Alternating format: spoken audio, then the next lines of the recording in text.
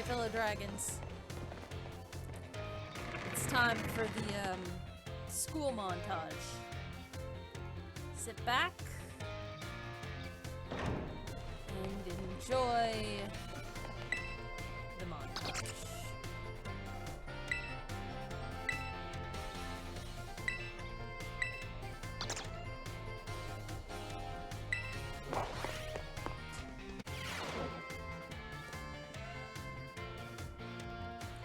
Hello, I hope everyone's ready to learn some new things today. Did you all try using ZR to let your Pokemon out as I taught you in our last class? Walking along with your Pokemon lets you see how unique and cute they all are.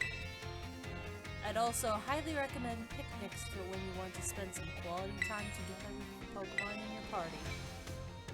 You can get them all around the table, make sandwiches, and play. It's really a lot of fun. If you want to learn more about making food, Mr. Saguaro's class is the best place to go. Now, sometimes while you're enjoying a picnic with your Pokemon, you may find something very, very important in the basket next to your table.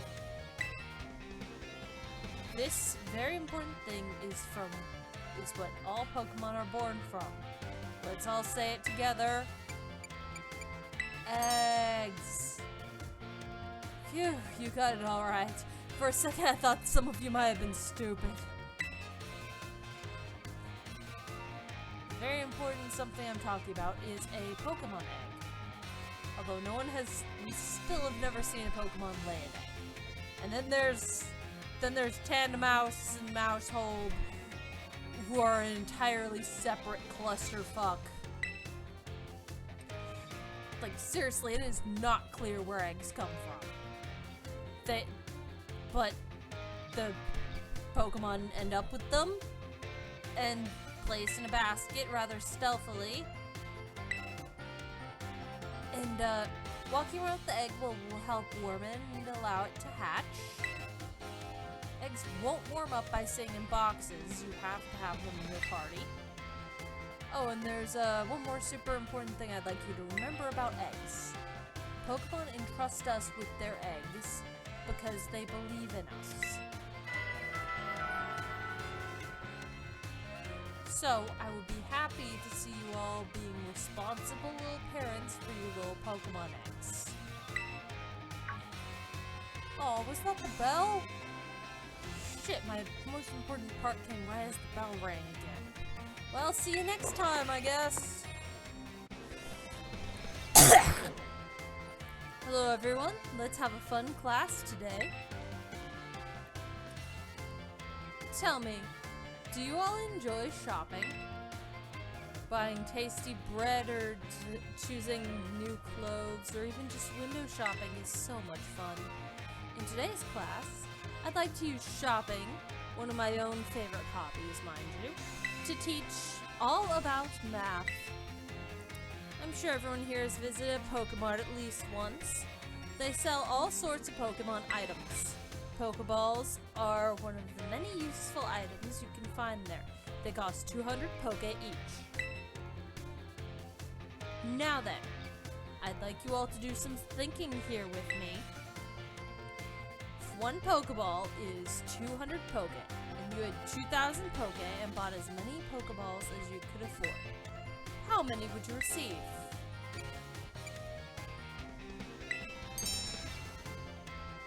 11.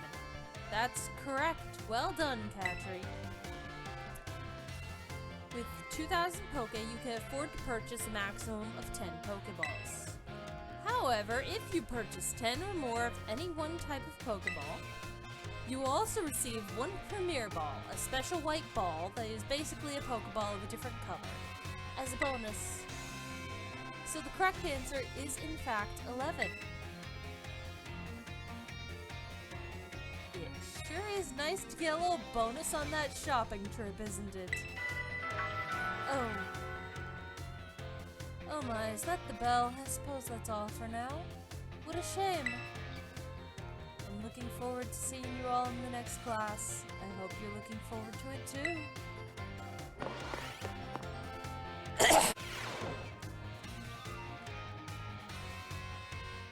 Greetings, my little students. Whatever you did yesterday is now part of history. Today, we will continue to unravel the marvels that history has presented to us. Don't mind my wobbly hair. About 2,000 years ago, this entire region came under the rule of the Chaldean Empire. Historical accounts describe the Chaldean Emperor as being quite the dictator. Emphasis on the dick, am I right? Oh, my apologies, I forget that most of your children, This emperor also zealously believed the legend of the treasure that rests deep within Area Zero. I must mention that the civilizations of our ancestors were not as developed as ours is today. People back then were far more likely to believe in mysterious legends, magic, and beings beyond human comprehension. In an attempt to gain the power to stand against Paldea's neighboring countries like Kalos, the Emperor sent people in droves to join the hunt for the fabled treasure of Area Zero. Aha! Perfect time to make eye contact, young Katri. Answer me this. Approximately how many years ago was it that the Chaldean Empire began to rule this region? You just said it was 2,000. That's correct. You're a surprising clever one, aren't you? I see you're listening intently to my lecture. Not really. The answer is about 2,000 years ago. That is when the great era of exploration began. However, it is said that not a single adventurer sent out by the Emperor has ever reached the depths of Area Zero. Was it the punishing journey itself that barred the way? Or perhaps some unknown creature? The resounding failures of this great era of exploration almost certainly hiding the air of mystery surrounding the crater. Oh, what I wouldn't give to explore Area Zero in its untouched state at that time. I suppose I can only hope for the swift invention of a time machine. Oh, is it that time already? I must have gotten swept up in filling your minds with knowledge. This ends today's lesson. We will unravel more of history's enigmas together next time.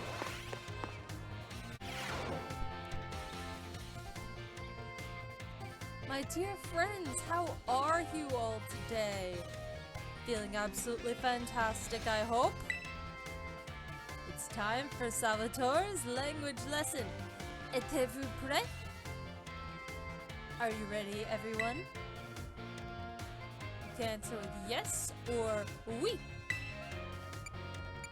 What about no? C'est super. In our last class, I believe I taught you all how to say thank you in other languages, right? In the cours d'aujourd'hui, today's class, we will learn about a certain word sure to make people happy when you use it in your travels abroad. What word, you ask? Well, you'll have to guess. Delicieux, healthy, bon. Can anyone tell me what these words mean? It's delicious. Wow! Correct. C'est super. I knew I could count on you, Katri. Delicieux, healthy, bono. These words all mean delicious. Using the local word for delicious at markets and restaurants is sure to get a big sourire, a smile, that is, from whoever you're talking to. It'll make communication go more smoothly, I guarantee it. People love it when you say the cuisine of their homeland is delicious. Who wouldn't be happy to receive such a compliment? And now, apropos of nothing, let me give you all one of my wise words of advice. The first step to smooth communication is to compliment the person you're talking to. After all, it's not very likely that a compliment would put someone in a bad mood, unless it's a fake compliment. This doesn't only apply to people in other regions either. So it's the same for all of you too. You can put this tip into use with your classmates. How about all of you try complimenting each other after class? I bet it'll make for an ambiance plus sympathetic. A more friendly atmosphere.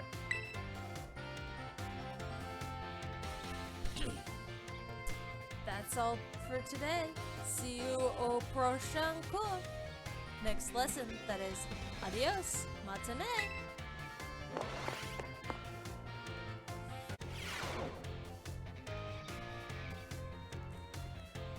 Another day, another round battle day. Oh, so let's get right to it.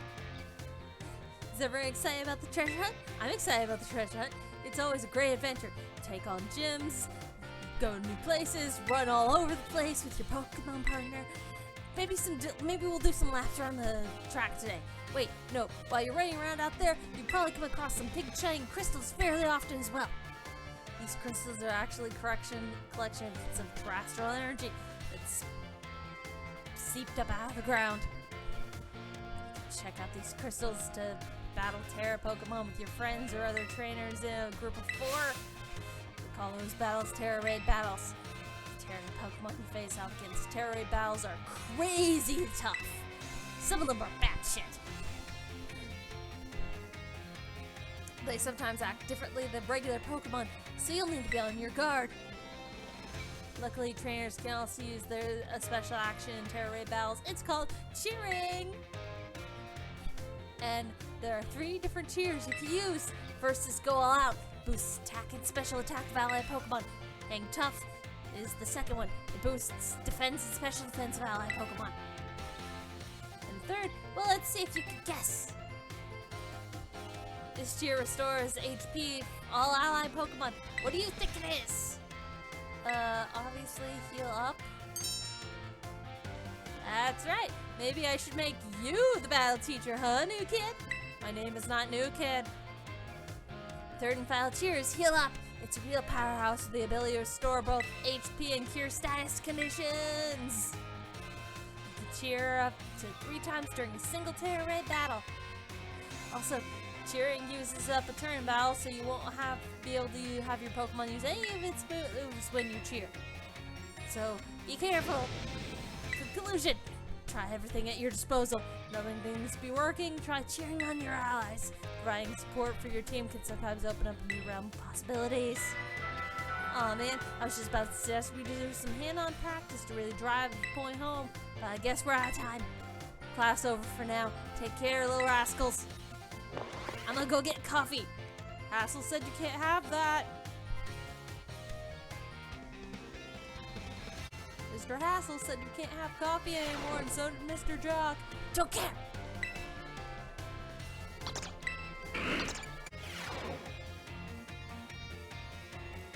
Hello class, it is I, Hassel, yet again. In our previous class, we discussed what beauty is, which might have been a little boring for you. So today, I thought I would mix things up a little to pique your interest in art. Allow me to introduce this special guest. This is a Pokémon. His name is Gibble. This is Professor Gibble, the assistant lecturer for today. Now, Professor Gibble, if you would be so kind as to terrestrialize for us. Yeah.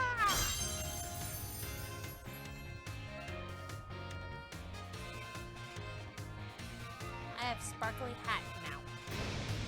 It's in my fin. Some of you may already know a Pokemon can terastallize if you use a Terra Orb. Normally, Professor Gibble would be of the Dragon type, but by terastallizing, it succeeded in changing its type.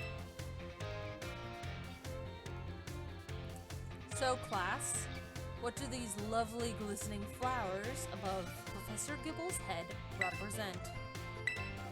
Grass type. Excellent, Catry. Full marks for you. Beautiful flowers blooming above Professor Gibble's head show that he has now become a grass type.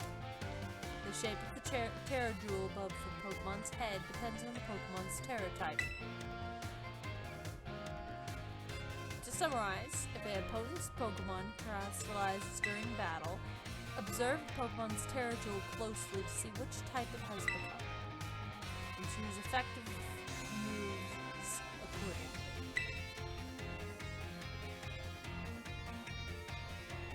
It is my sincere hope that today's lecture will help you all achieve beautiful victories. The terrestrial phenomena is indeed fascinating and deep subject to discuss. But that's it for today, class. Thank you, Professor Gibble, for your help. I have to get to the teacher's lounge before Dendra steals all the coffee again. She's not allowed to have that, but she keeps getting into it anyway. I think she's eating the grounds. Glamby!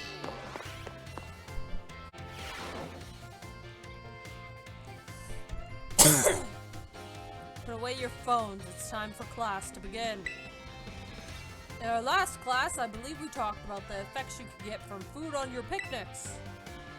You could receive meal powers and even restore HP for all of the Pokemon in your party. It is truly a convenient means of healing your Pokemon. Unfortunately, as you are aware, it's not suited for use in battles when you cannot make food or when you wish to restore HP quickly. In these times, you should make use of healing items such as potions, which you can purchase from Pokemarts or the school store. Healing items are immediately effective and can be used anytime you open your bag. Sorry. Dendra Miss Dendra got to all the coffee again. Hassel and I could not stop her. She would not be stopped. And I was up all night grading papers. I'm so tired. Oh no, here's another one.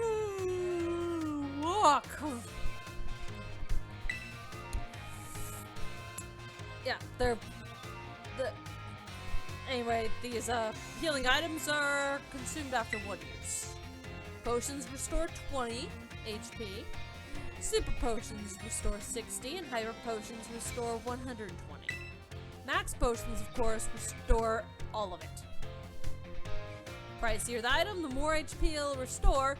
Keep in mind how much money you have when you're stocking up on these items. However, unforeseen happenings, much like Dendra stealing all the coffee, are an inextricable part of traveling from place to place, or being a teacher. Imagine, if you will, the following scenario. You find yourself with an injured Pokemon, but you have no potions, you are out of sandwich ingredients, and there are no Pokemon centers nearby. Tell me, Master Catry, what should you search for when in a perilous situation with no way to heal your Pokemon?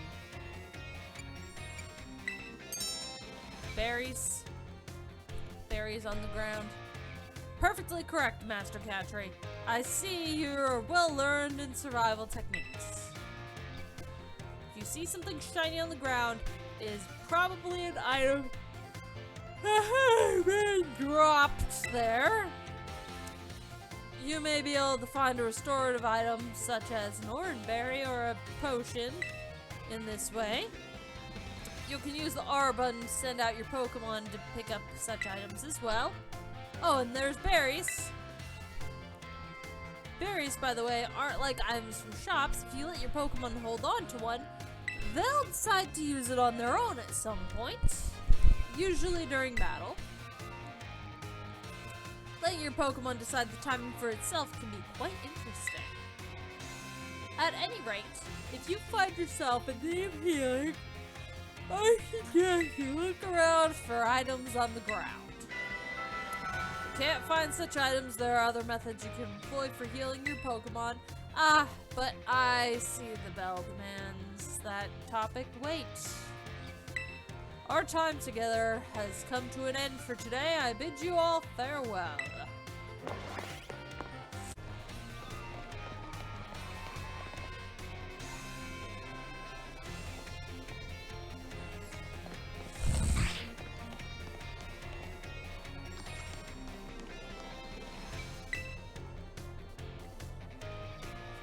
Oh, hey, Catry.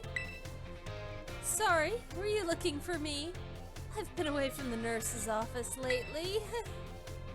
Did you need something from me? Yeah. Are your Pokemon hurt? Just a sec. Here you go, little first aid. You must be really having an adventure out there, judging from those scrapes and cuts. Oh, yeah. Huh? Oh, I guess it's pretty unusual for me to be out of the nurse's office like this, isn't it? Well, I'm actually doing a bit of studying. I thought I'd try my best at the health teacher certification exam one more time. You could do it. That'd be little bro, he's back. Just so you know, it's totally not because I'm inspired by a certain somebody working hard at their treasure hunt, okay? Well, maybe I'm just a little bit. So, you know, thanks, yeah. Oh, my break time's almost over. You know, I know you'll be cheering me on, Catry. You feel trusted by Nurse Miriam.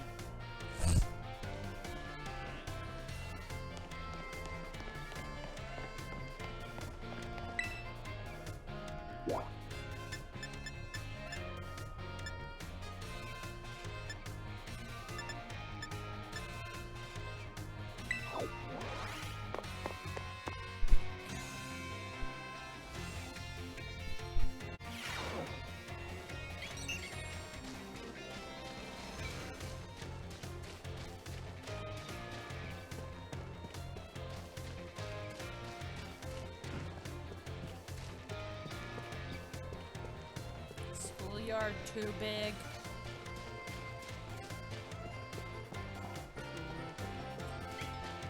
That's delicious.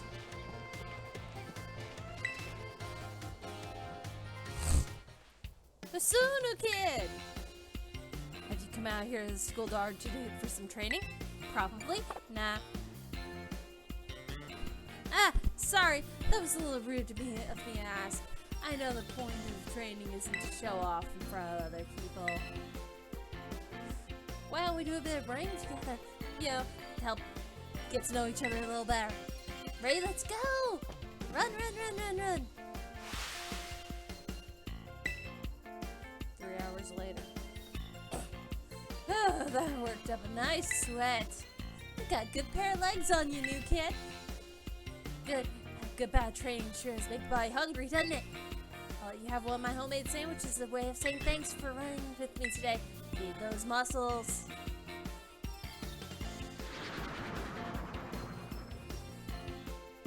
This Dendra sandwich was dry, had an odd smell, and the taste is just gross. How was it? I hope it was tasty. It was bad. Sorry, I shouldn't have asked you that. I'm athletic and all, but I don't know the first thing about making food good.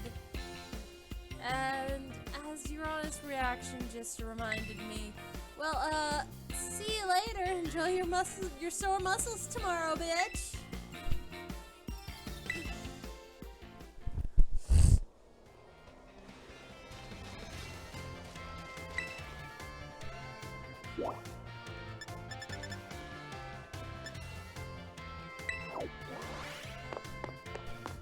Let's go tell him what I think about pompadours.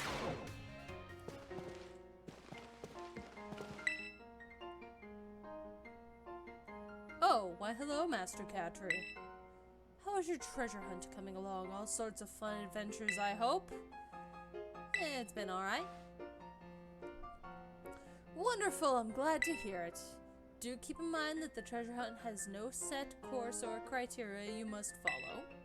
Simply go where your heart takes you, and you shall do splendidly. Ah, speaking of such pursuits, there has been something on my mind of late. Could I ask your expertise on the matter? I would be most grateful. You see, I recently heard a word whose meaning escapes me. I believe it to be some sort of slang? Tell me, what does chuggy mean?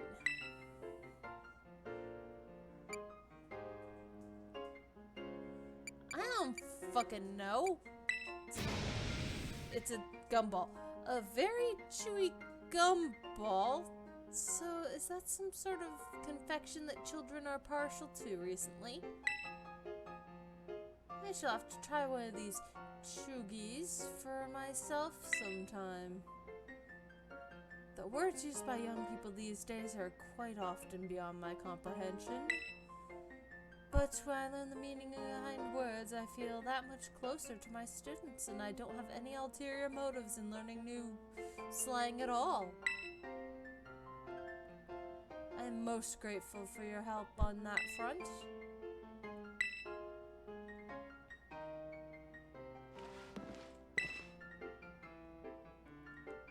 Ah, Master Catry, how kind of you to stop by and not actually leave. I must say I'm pleased to see you on school grounds again. Travel and adventure certainly have their place, but it does one good to attend class as well, no? Speaking of which, there's something I would very much like to ask you. I understand that you have joined a variety of classes during your time here at the Academy. But, if I may ask, which of our faculty members has made the most favorable impression on you?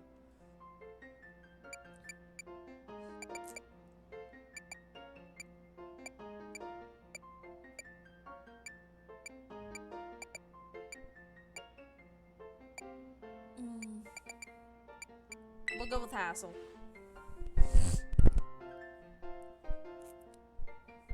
Oh, Mr. Hassel from the art class, you say? Yes, he is a fine teacher, a most passionate and enthusiastic fellow. Bit of a crybaby as well. We are truly blessed to have so many wonderful teachers and staff at Uva Academy. I firmly believe that our facility is second to none in their commitment to our students' ongoing education and well-being. Thank you very much for your thoughts, Mr. Catry. 3-2. If you ever need help with any school-related matters, I shall be happy to lend an ear. Oh, I don't get to tell him his pompadour's stupid?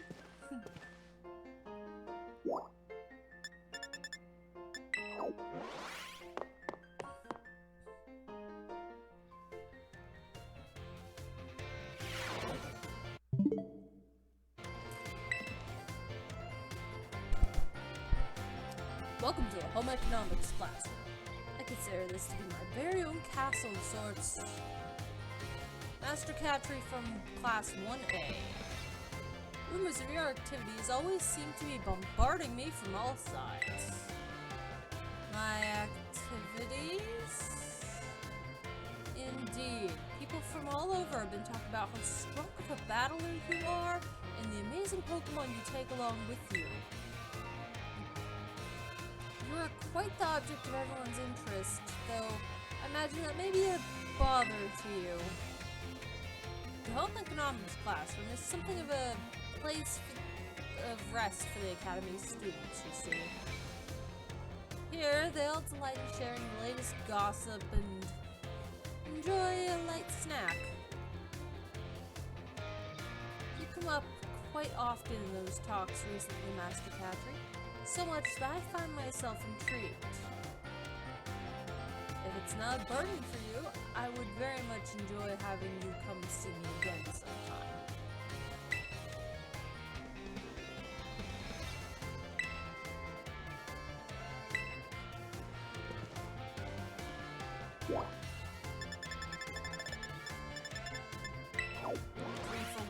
Three for one.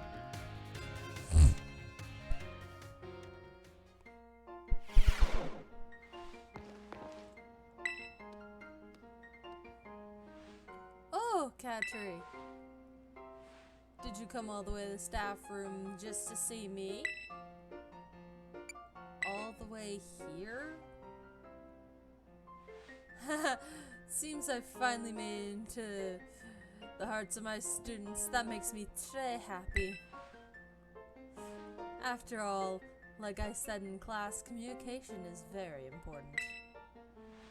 If there's anything you're confused about in class, or if you're having trouble here at the Academy, you can always come tell me, Salvatore. Your friend Salvatore, that is. Ouais?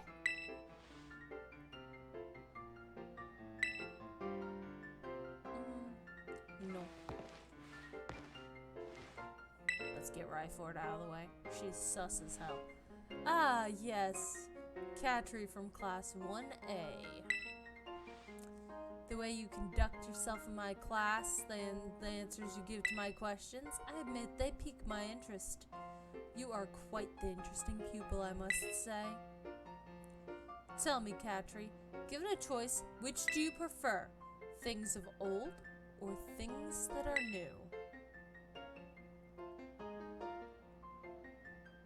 Okay, that's a loaded question and a lot more complicated. You cannot move forward without learning. You cannot learn from the past if the past is hidden from you. And you can't move forward for a better future unless you learn from the mistakes of the past. However, that doesn't mean the past was the best. That also doesn't mean new things are automatically the best. You're not giving me a good option here. Give me a third option. We'll say older things, but the correct answer is it depends. So it depends on the situation, does it? Well, I suppose that's a reasonable answer. Whatever. I guess the potential I saw in you was real after all. Yes, this one may be of good use to me someday. What was that? Oh, you could disregard that. I was simply thinking out loud. I enjoyed our little conversation today. You have my thanks, Catry. Love her design. She's sus as hell. Also, what's with that spazzy hair?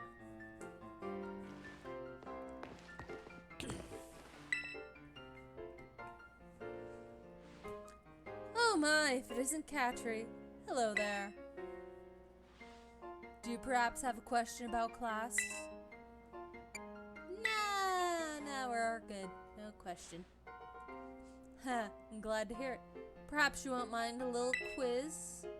Flying type Pokemon are weak to rock type moves. When a rock type move hits a flying type Pokemon, what becomes of the move's damage?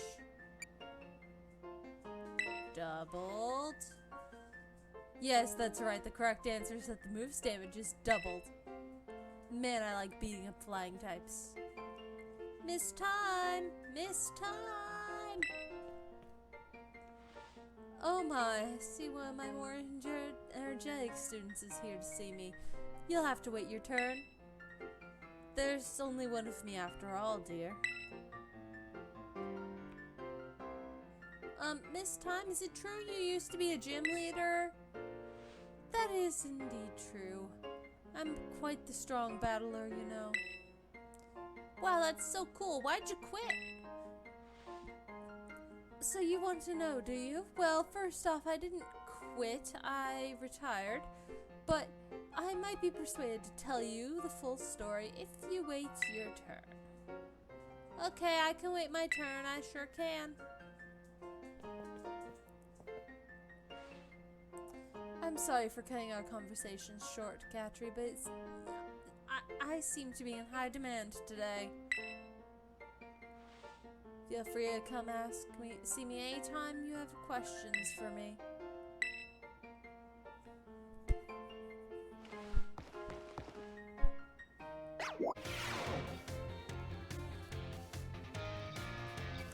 Hello, I hope everyone's ready to learn some new things today. I seem to remember teaching about the importance of eggs in our last class. On that note, is everyone using their Pokédex? It registers Pokemon born from eggs as well as those encountered via other methods, so don't worry about that.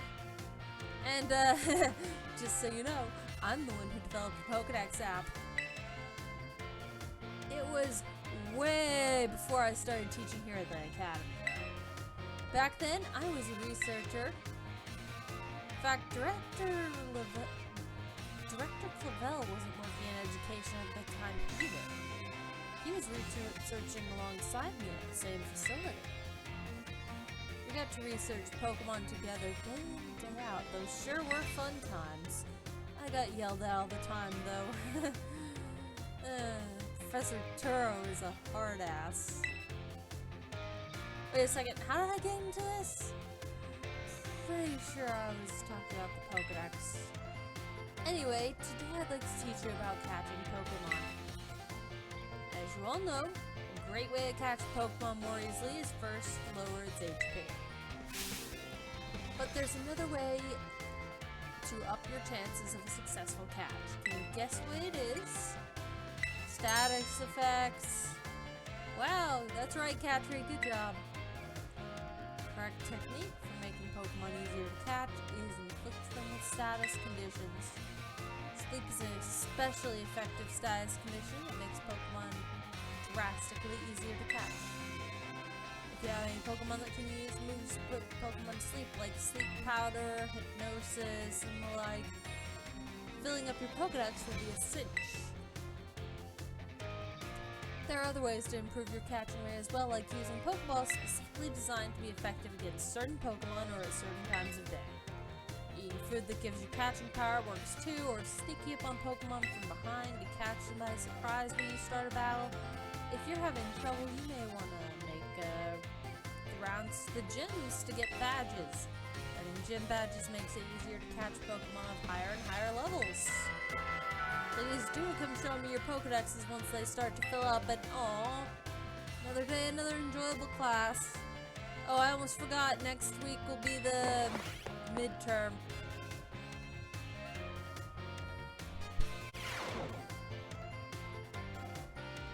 Hello everyone, let's have a fun class today.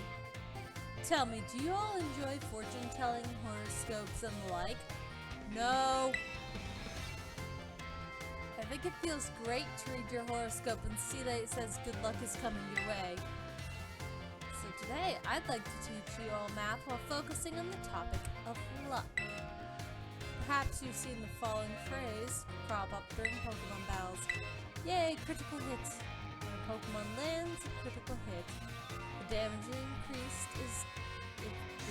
it deals is increased by half. In other words, it does 1.5 times as much damage as it normally would. It is truly luck that determines whether your Pokemon lands a critical hit or one has landed on it. This can cause a great upset in the battle. Does anyone know the percent chance that Pokemon has of a critical hit?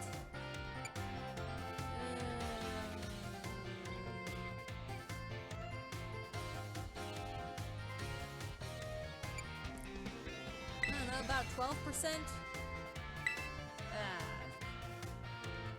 I don't pay attention to the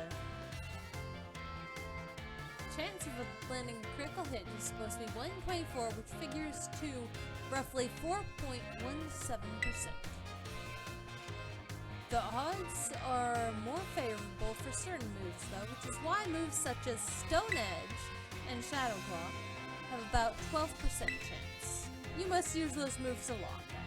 You can also use moves like called Focus Energy or an item called Dire Hit to raise the critical hit ratio by 2 stages, and that's 50% chance to land a critical hit. It feels great to land a critical hit, and perhaps not so great to be struck by one. That is a surprising amount of mathematical probability hidden in Pokemon battles, you know. If you're able to do the calculations, that'll swing luck in your favor, and it may open the door for more strategic choices during your battles. Oh. Is that the bell? I suppose it's all for now. What a shame. Next class is the midterm. I hope you all study.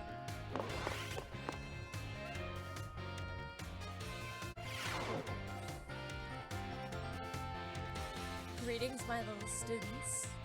Whatever you did yesterday is now a part of history. Today, we will continue to unravel the marvels that history has presented to us. As you should remember from our last class, Area Zero's great era of exploration began,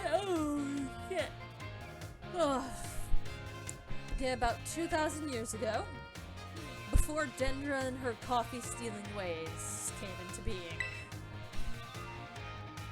This era lasted approximately 1,000 years, but not a single soul was able to venture all the way to the deepest reaches of Area Zero. Having poured much of its human and financial resources into the exploration of Area Zero for so long, the Paldean Empire fell into decline. 200 years later, or 800 years ago, the Empire and its surrounding nations united into one entity.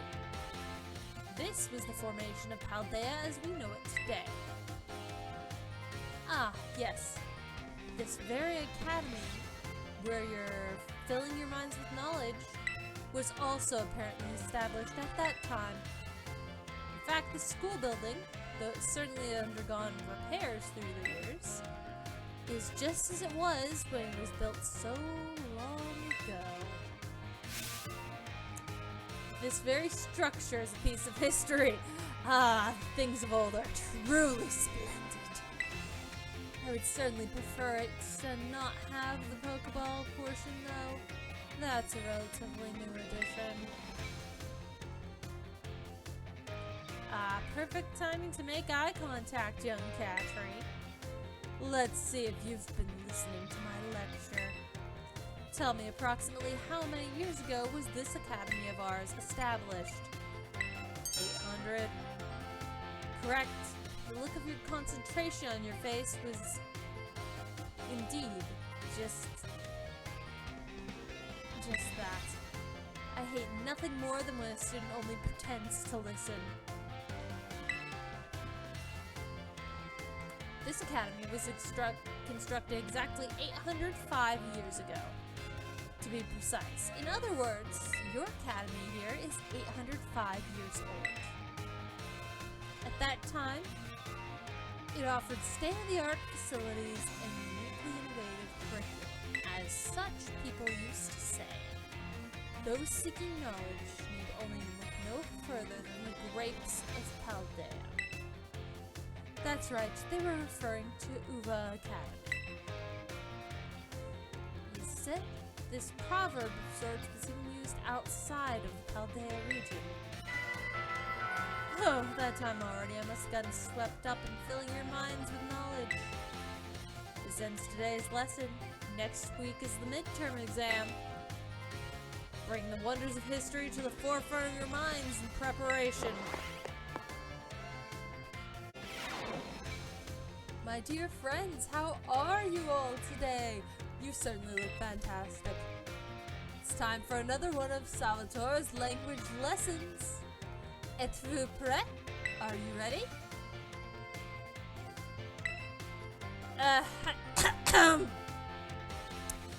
Êtes-vous prête? Are you ready? Oui. Très bien, very good. My lessons are not a one-way street. No, no. I am très triste when no one speaks up. Very sad, that is. In our last class, I believe I taught you all how to say delicious in other languages, right? In le cours aujourd'hui, today's class, we will learn about a very special phrase you can put to use when the time is just right. Aishiteru, je t'aime, te amo, ik liebe dich. Oh, crap, fellow dragons.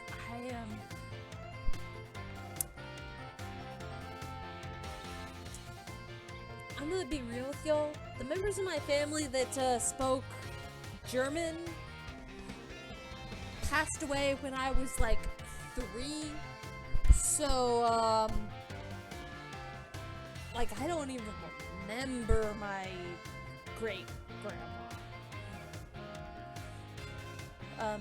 Ik liebe dich. Does anyone know what these phrases mean? I know what je t'aime means. Fantastique, Catherine. Correct. You deserve a médaille d'or, a gold medal.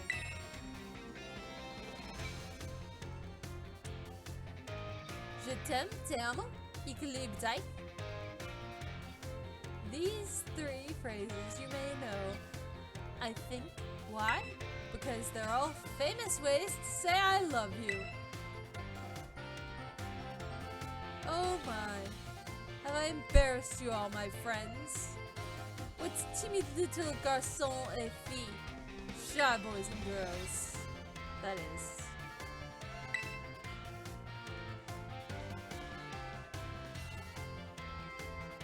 It's so very important to express your feelings to others, you know. This is especially true for positive emotions. If you get married someday and argue with your spouse over some silly little thing, all you have to do is apologize and say, I love you. Et tout ira bien. And all will be well, that is. I should know, why just last week I had a big argument with my femme, my dear wife, that is. But I was quick to say I'm sorry and all was well. And now, apropos of nothing, let me give you all one of my wise words of advice. It's best to be quick to apologize when you have an argument with someone. And that goes for families, friends, and your crushes. I know you can all do it. I believe in you. Oh, our prochain cours, our next class, will be the midterm exam. Be sure to review what we've learned in all our lessons so far. Adios, matinee.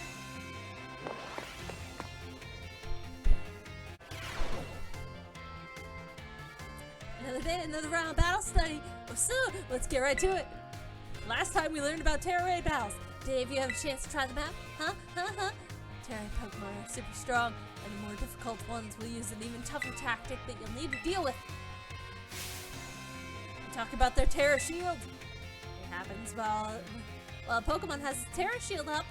Or what happens while Pokemon has its Terra Shield up, you ask? Well, it takes way less damage for one. It has a big effect on morale, too. When a trainer sees that shield go up, they feel doomed. It's like there's no way to win the battle. So here's a question for you. If Pokemon your battling puts up its Terra Shield, what should you do? Terastallize? That's right, you're a regular Terra Raid Battle Master, aren't you, new kid? Don't call me new kid. Regular attacks don't work so well against Pokemon that have their Terra Shield up. But having your Pokemon Terastallize is an effective method to overcome that issue. Terastallized Pokemon will do more damage to a shielded Pokemon, especially if its moves match its Terra type. Dealing enough damage to a Pokemon with its Terra Shield up can destroy the shield and break the Pokemon's stance. This means it's important to properly time your terastallizing and Terra battles, and you have to wait 4 turns to be able to do it at least. In conclusion, as they say, fight fire with fire and Terra Pokemon with Terra Pokemon. Be sure to work together with your teammates to smash through your opponent's Terra Shield. Unless you're going solo, then you're screwed, because the NPCs will not attack if you get knocked out. At all. Oh man, I was just about to suggest we do some hands-on practice to really drive that point home. Guess another time. Next class will be our midterm exam, and for perfect score, soon.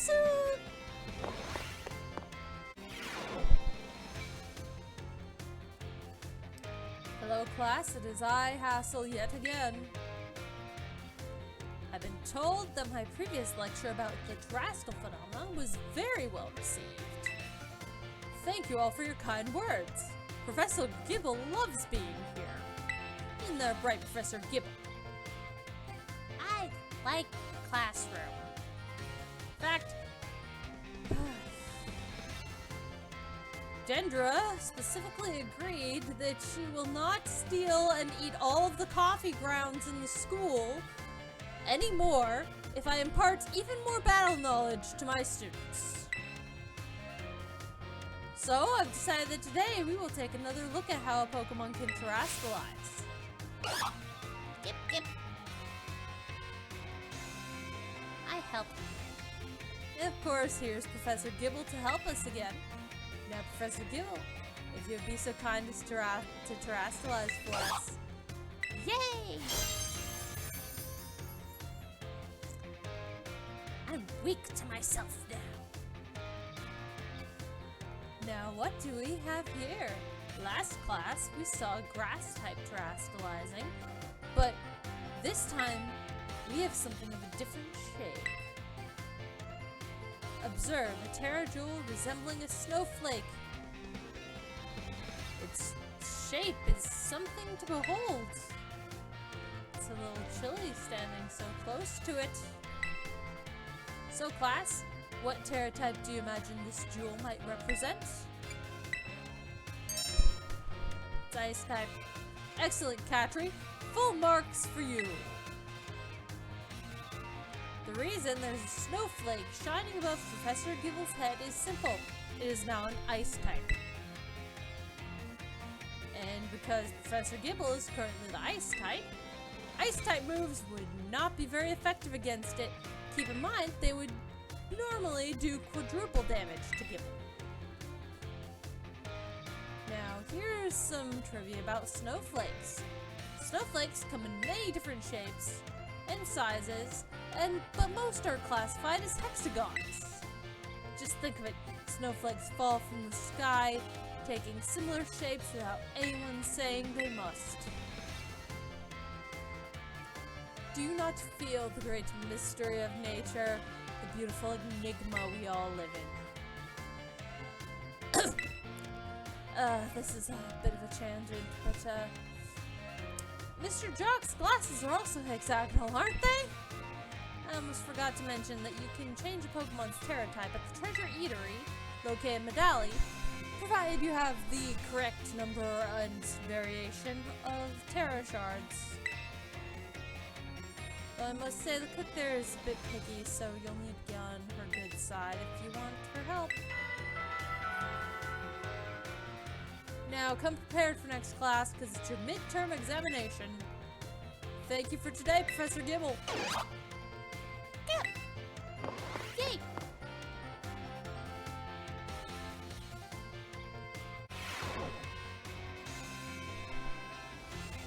Put away your phones, it's time to begin class. In my last class, I taught about HP restoration. However, after class, I was asked by several of you about PowerPoints, commonly known as... Okay, now y'all are just screwing with me. Y'all are just trying to make me say PP. Well, guess what? I've said it now. PP. It's called PP. What Pokemon loses all of its HP, it faints and can no longer battle. But what happens when a Pokemon runs out of PP? It can't go to the bathroom. That's correct, but that's not what I meant. I meant about the other kind of PP. You can't use moves. Now that's correct as well. Perhaps you know from first-hand experience? Not really. When Pokemon runs out of PP, it can no longer use its moves. However, each move has its own store of PP, so you can mitigate PP loss by using a variety of moves rather than just one move repeatedly. Are y'all having fun laughing at me saying PP so much? Y'all brought this on yourselves. If Pokemon loses all of its PP for all of its moves, it will only be able to use Struggle, an action that also damages the Pokemon that uses it. In order to avoid this predicament, PP can be restored at a Pokemon Center alongside HP. Also, items such as Ethers, Max Ether, and some berries can be used to restore PP. Be careful not to confuse potions with Ethers in the heat of battle. Ethers are not sold at shops, so you should use them sparingly if you find them. The stronger the move, the lower its maximum PP. So do not waste uses of these moves unless you wish to run out of PP quickly. It's important to find balance in a Pokemon set of moves. As you can see, HP is the only thing you must keep an eye on while adventuring with Pokemon.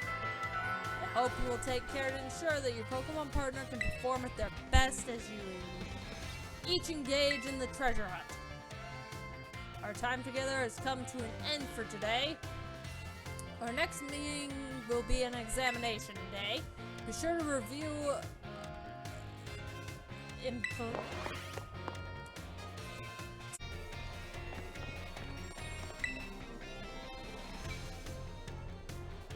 Oh my, if it isn't Catry. Please forgive me if this is an odd question. Were you perhaps watching me from afar just now? I literally just got over here. I got out of class just now. Come on. Yes, I suppose you wouldn't have been doing something like that. I'm sorry. See, how should I put this?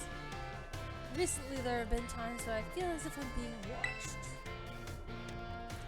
Not by a Pokemon, mind you, but by a person. I thought it might be a ghost, so I tried asking my sister for help, but she said it most likely isn't one. She's good with ghost-type Pokemon, you know. Perhaps one of my students is quietly watching me, waiting for a chance to ask me a question. That's probably it. Goodness, if it wasn't such an intense gaze I felt. If you notice someone with a sort of fire in their eyes, come tell me, won't you? If they're too shy to come to me themselves, then I'll just go to them.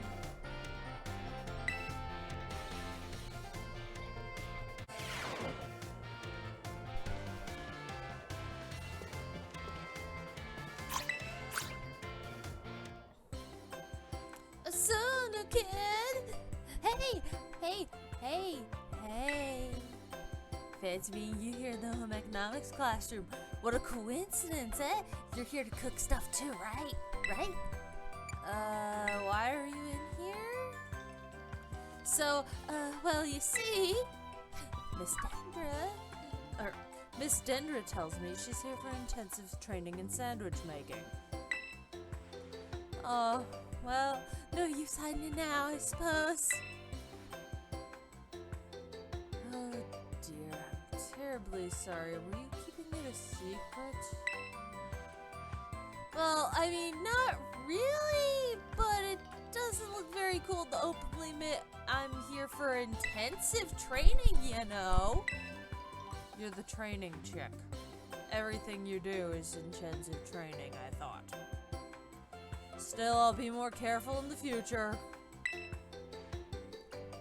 Well, new kid, now that you know what I'm up to, guess you'll have to help me out with my training here. Try this sandwich. It's the result of my training so far. The sandwich is soggy and hard to eat and no taste. That was my meat lover's prosciutto, bacon, and chorizo sandwich. How was it? It needed veggies. Also, ew. What do you mean there was a problem with my choice of filling? Guess forcing on muscle building ingredients really didn't number on the flavor, huh? Miss Dendra, I believe that the simple addition of butter would have done wonders for your sandwich. Speak for yourself, man. Some of us aren't a fan of dairy. Butter helps protect the bread from getting soggy due to the moisture of the ingredients. It can also work to enhance the sandwich's flavor. Again, speak for yourself, man. Dairy doesn't agree with some of us. At all. Just ask Storm Dragon. Storm Dragon can't eat dairy. Like, at all. They vomit if they taste dairy because they are allergic. And in the event that they eat dairy and don't realize it, and end up vomiting later, or if they don't vomit because of the dairy, then lactose intolerance kicks in instead. Very violently. It is horrible. You try cleaning Storm Dragon's bathroom after they get constipated and decide that ice cream is a good solution for that. It's not fun, guys.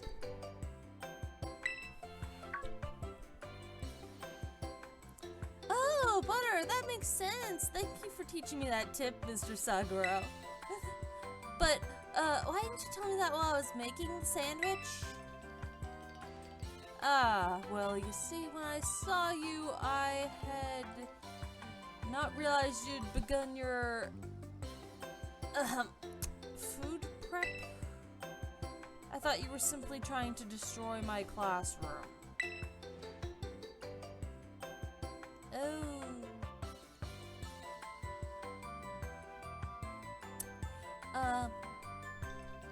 So this isn't where Hassel hid all of the... You know what? Never mind.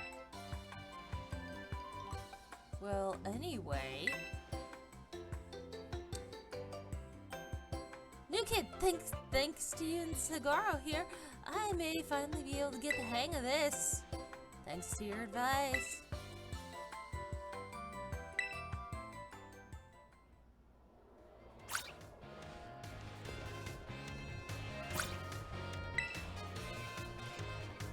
So, new kid, muscles are great, don't you think? I still haven't found the coffee. What about your agreement with Mr. Hassel? Oh, right, I did agree, but fuck.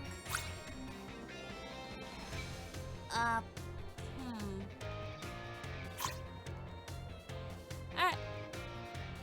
I'll find a different source of caffeine then, don't you think? No.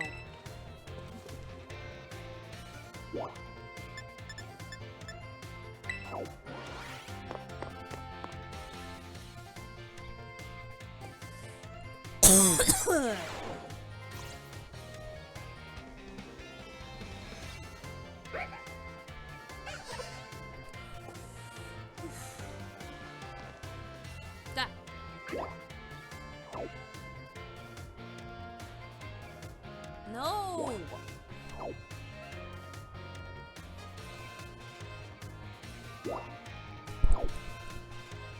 Game!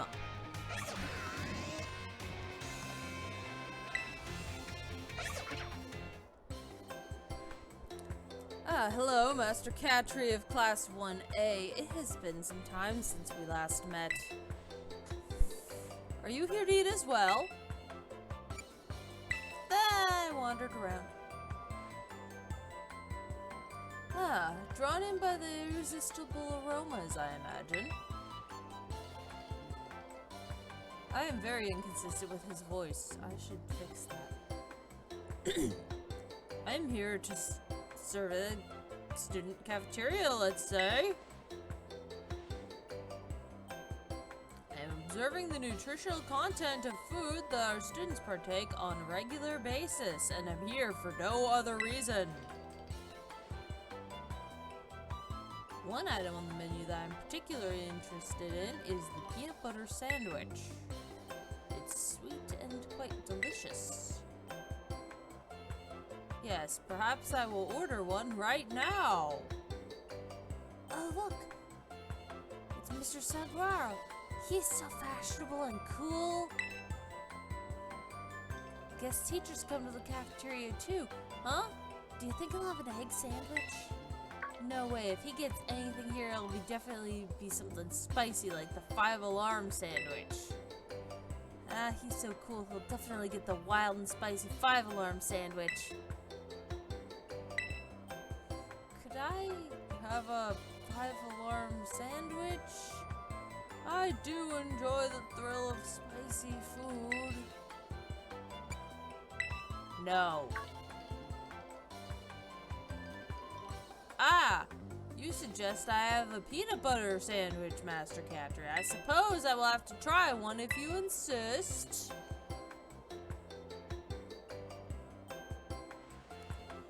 Oh, that was close. I almost forced myself to order something spicy, my least favorite flavors. Hey man, as a person that really enjoys spicy themselves, I get it. Not everyone likes spicy, not everyone can handle the intense, and there's nothing wrong with not liking it.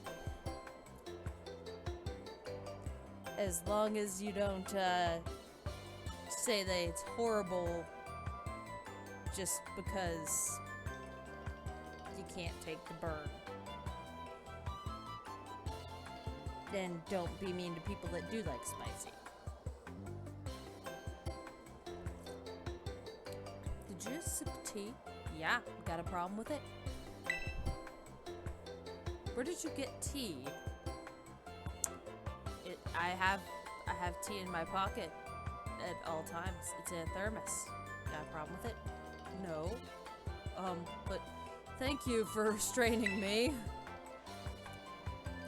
It seems that the students tend to view me as fashionable and cool, or even, dare I say it, exuding a sort of brooding strength. I have a habit of acting in such a way as to not destroy their image of me. I showed my true colors just now without thinking, but, so please keep this a secret between us. Dude, don't be insecure about your interests, man. You're wearing a Jigglypuff apron. There's nothing wrong with, liking what you like.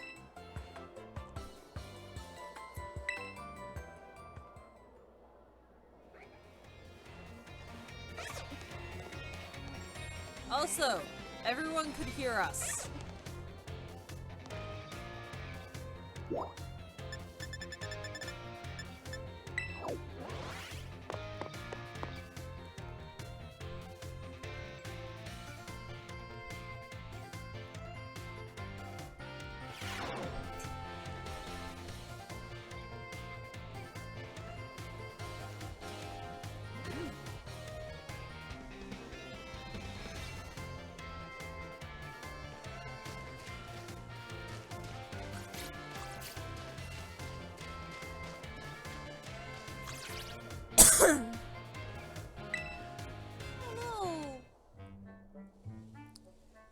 Catry, I'm in a bit of a pinch. Take a look at this. This Pommy really doesn't seem to be feeling well. I don't know if the poor thing can even stand up. Oh, what to do? What should I do? Stay calm. Use a potion. Oh, right! Right, those exist. Katri, I don't have any potions on me right now. I left them all at home. My wife won't let me have, take potions out of the house for some reason. Do you have any on you?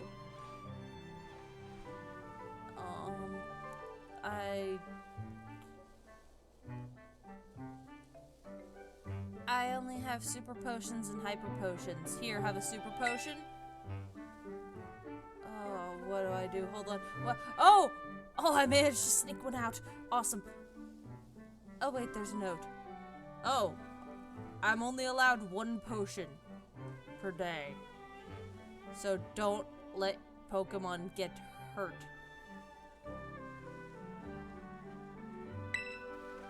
Okay.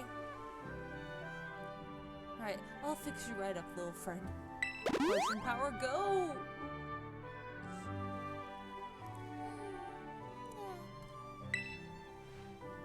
Oh, that seems to have done the trick just in the nick of time. But this Palmy doesn't appear to have a trainer. Oh, could a wild Pokemon have wandered onto the Academy grounds? I can't leave it alone without anyone to make sure he's okay. Alright, it's decided then. I, Salvatore, will just have to lend all of the helping hands I can take care of this. Lend all of the helping hands I have to take care of this Palmy and, in this touch-and-go situation. Merci for your advice. Oh, adios, au revoir, farewell. Why did you say au revoir like that? I don't know.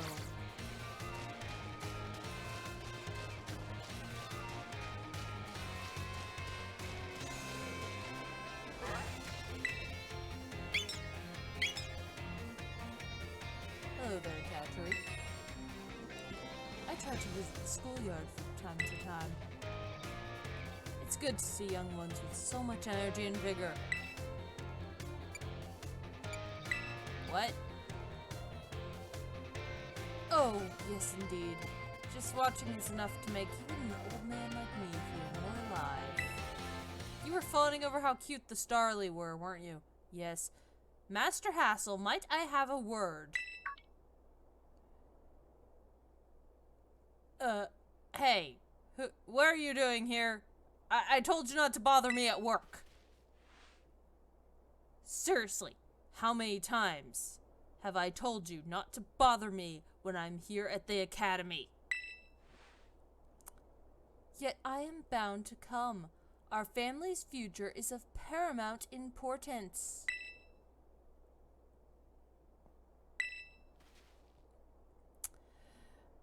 It was good speaking with you, Katri. I have to go yell at this person now. Something important has come up. I'm gonna excuse myself to yell at this person. Let's discuss this away from student ears. Come. Ooh, he's pissed.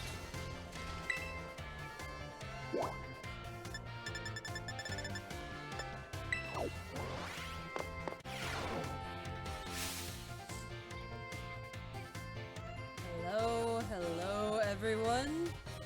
Midterm time, kiddos.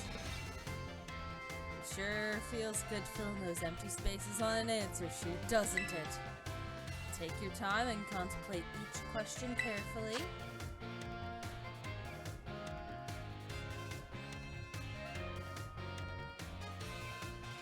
Ah! Fuck. Wrong button.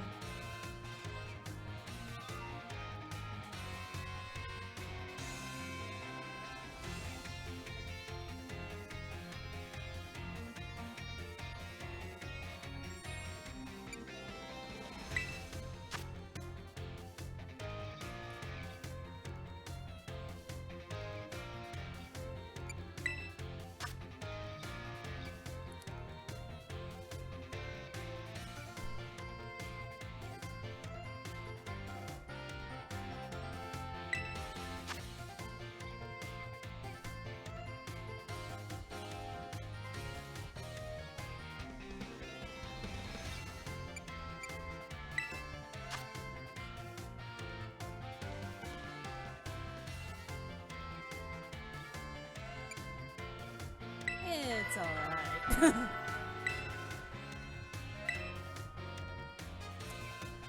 Alright, test class is over. Turn in your stuff. Don't tell the director about the last question. It's a freebie, okay? I'll grade these right away. I hope you're all looking forward to how you do. I fucked up.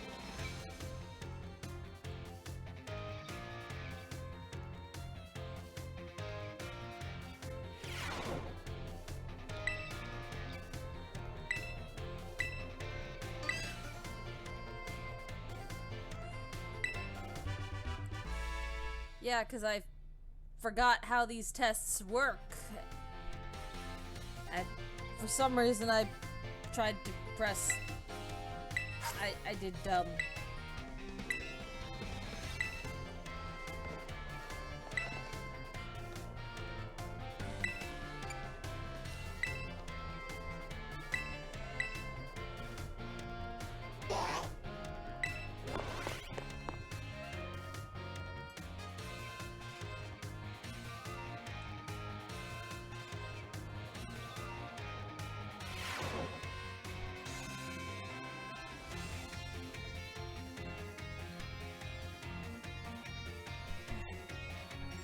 Alright everyone, time for midterms.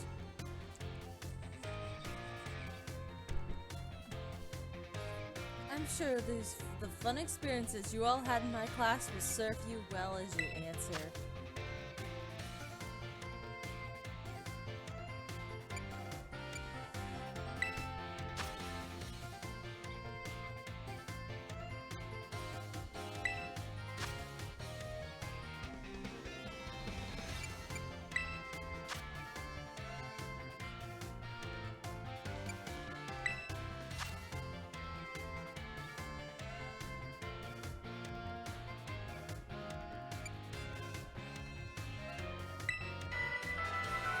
Alright everyone, time's up. Put your hands in your laps now.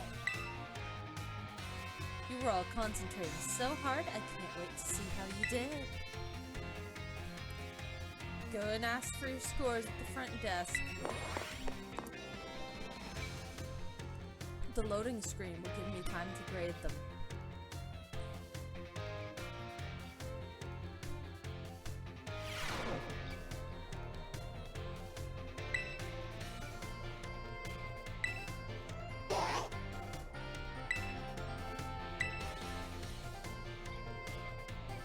Perfect score.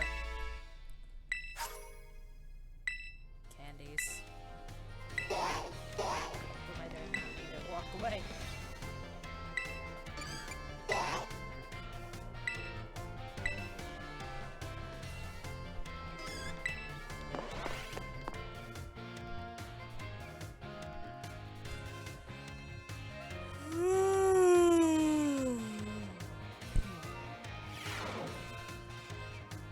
Greetings, my little students. It's time for our midterm exam. Summon your historical knowledge from the dark recesses of your mind and answer the final question. You're staring at my hair again, aren't you? Don't look at the glitchy part of my hair. Don't stare at it.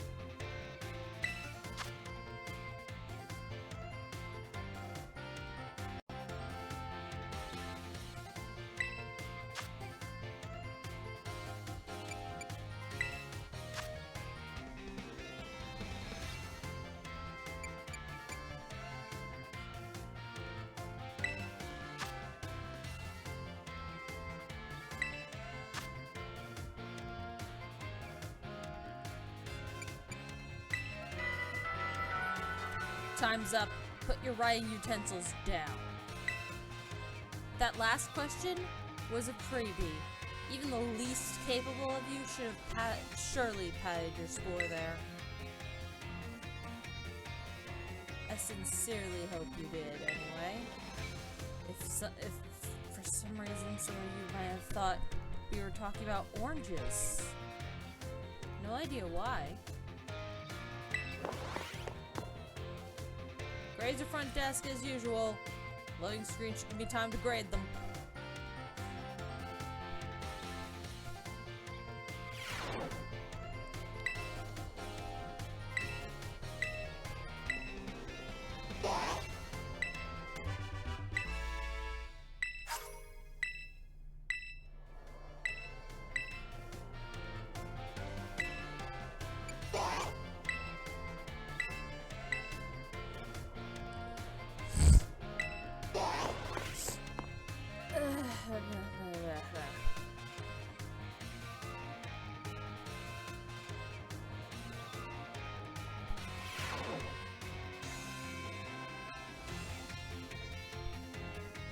Aujourd'hui, today, we take our midterm exam. Détendez-vous, relax, that is, and do your best. Êtes-vous prêt? Are you ready? Let's begin.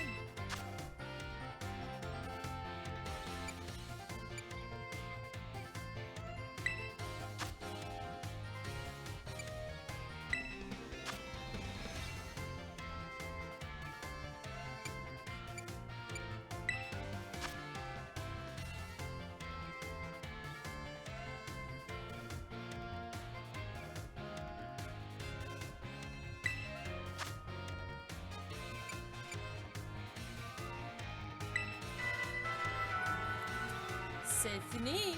Time's up. Posez vos stylos. Put down your pens, that is. I hope that was easy enough for you, especially that dernière question. Last question, that is. I'm sure you all did great. Bravo, my friends. You can check your scores in the school's front desk. Just give me a loading screen to grade them.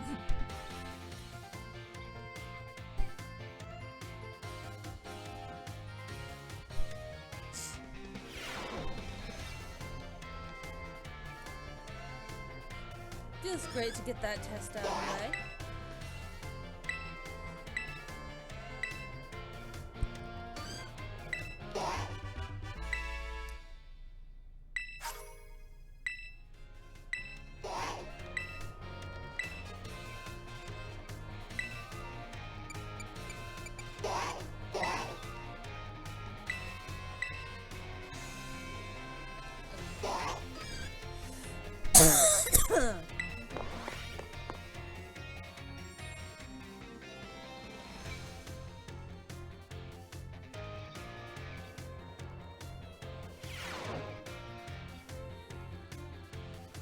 Sorry to all of you who went to the schoolyard first before finding the right room.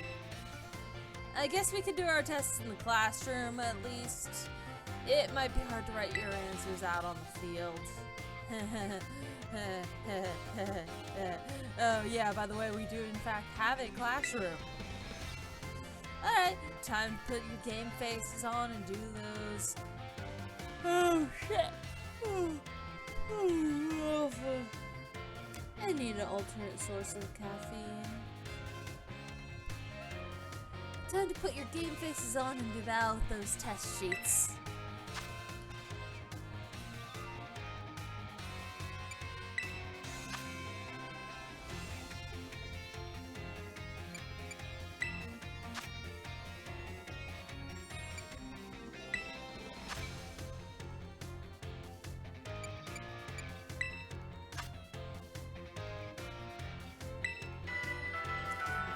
Time's up, pencils down.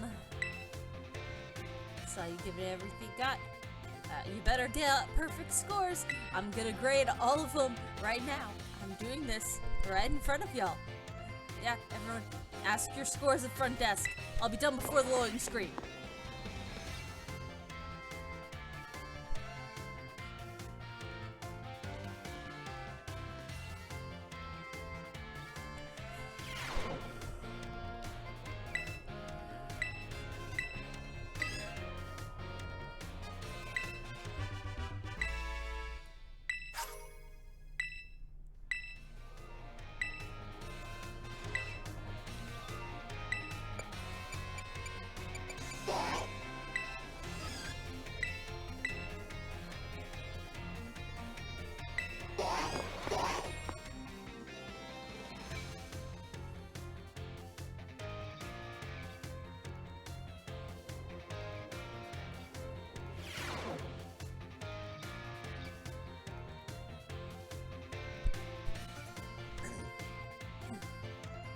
I do hope you're all ready, because it's time for your midterm exam.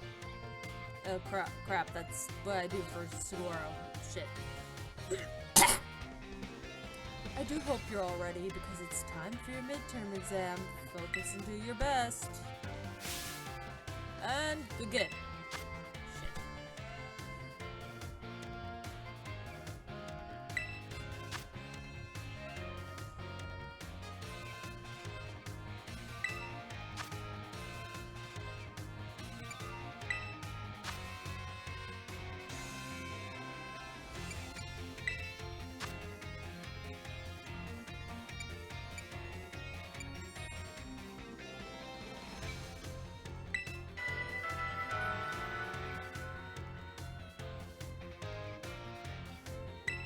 Time's up.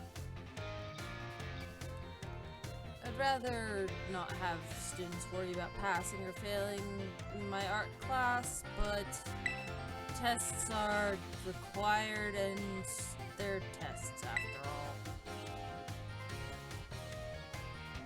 Good work, everyone! You can check the results at the front desk. Sorry about the yawn. I actually did have coffee today. I'm yawning because of a different exhausting matter. Thankfully, Dendra has kept to her agreement. Yeah, the grades will be take a loading screen to come out, so just hold on a moment.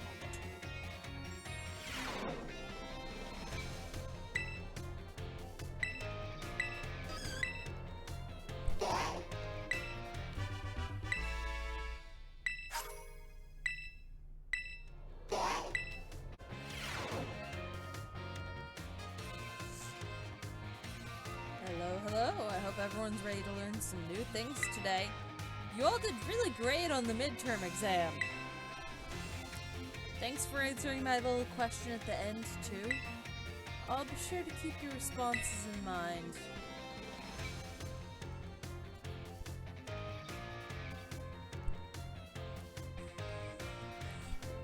Katri, did you just drink tea in my class?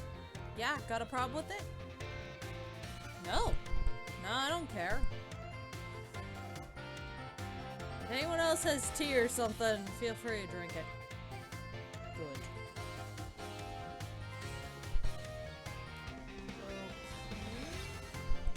Okay. Alright, well, we're heading into the last half of our classes together. It's time for our knowledge to evolve and grow just like our Pokémon. Evolution. Yep. Evolution. Today we're going to learn about fascinating phenomena of Pokemon evolution. As Pokemon battle and level up, they learn moves and get stronger. And some Pokemon, once they've leveled up enough, their appearance changes and their stats increase, sometimes by a lot. That is Pokemon evolution. It's more like metamorphosis, let's be real, but hey. That's... Pokemon are weird, and the people that name stuff are kind of dumb in the Pokemon world sometimes. I mean, take the person who looked at Dunsparce's evolution and decided to call it Dunsparce. Really, person.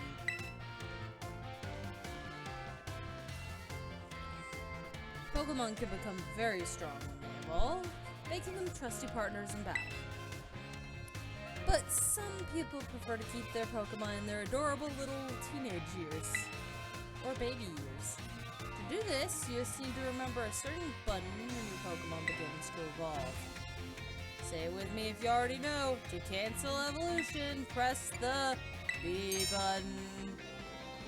Yes, that's the answer, everyone. B for best answer. Except for the person that said when in doubt, press C. You memer, go. What? Memers go to someone else's class. The button you want to stop it for stopping evolution is the B button.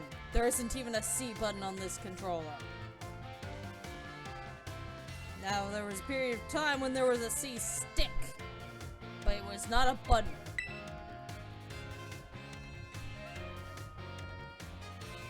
If you press this button after a Pokemon begins to evolve, could stop it from metamorphosizing.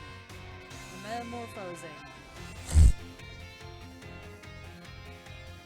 You could also let Pokemon hold an item known as Everstone to keep it from evolving. Oh dear, I'm congested. That's not good. Keep in mind that requirements for evolution differ from Pokemon to Pokemon.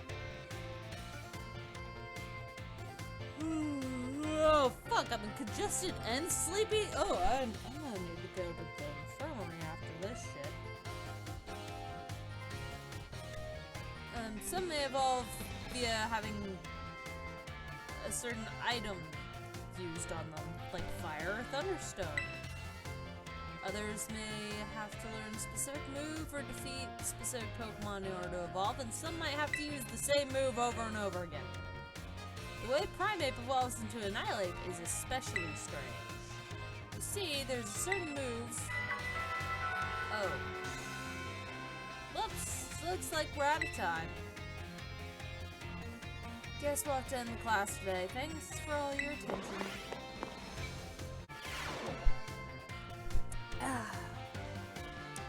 Hello everyone, well done on the midterm exam. Some of you even earned perfect scores. Others seem to have a bit of trouble. But I can tell that you all tried your best. I am quite pleased to say that every last one of you passed.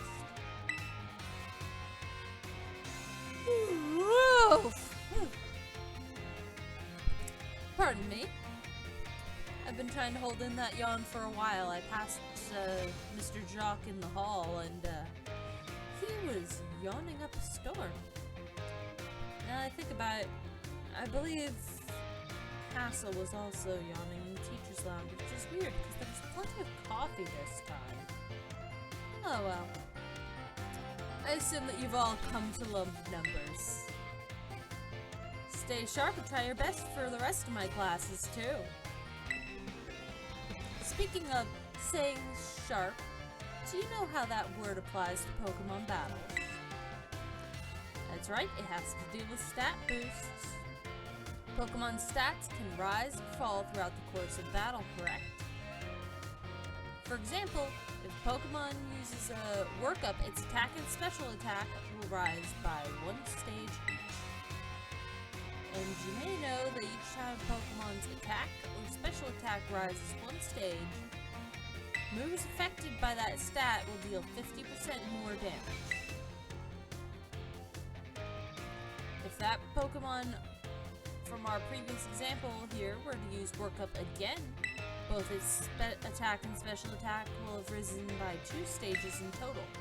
This results in a 100% increase to damage, making its moves twice as strong.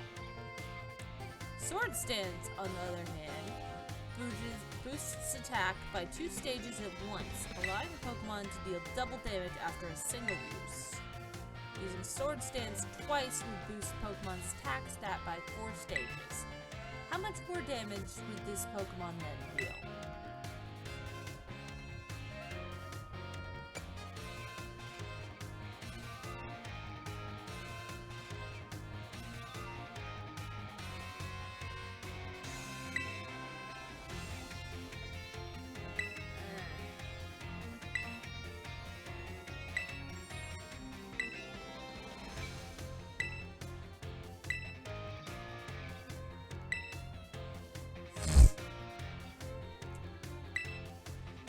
I feel dumb.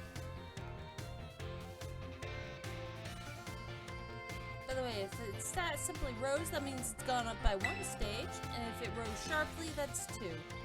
I spaced out there for a moment. I think I was talking, but I don't think the words came out of my mouth. That's weird.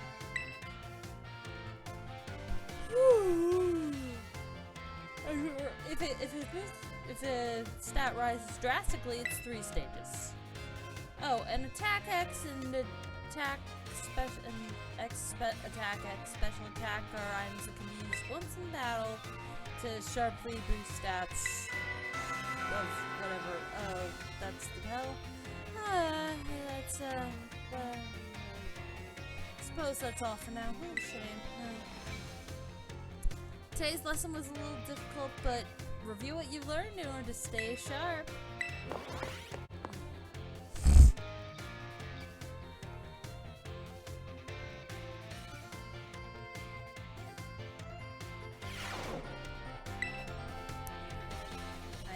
Quadruple because I knew it was a trick question, but I thought the trick was that it wasn't triple. Because triple is what makes sense. I got sad, so I didn't read the things. I'm not going back and doing it again. Oh, shit.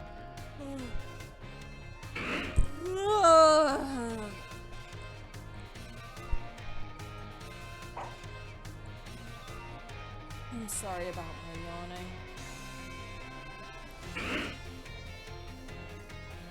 I don't know what's wrong with me today.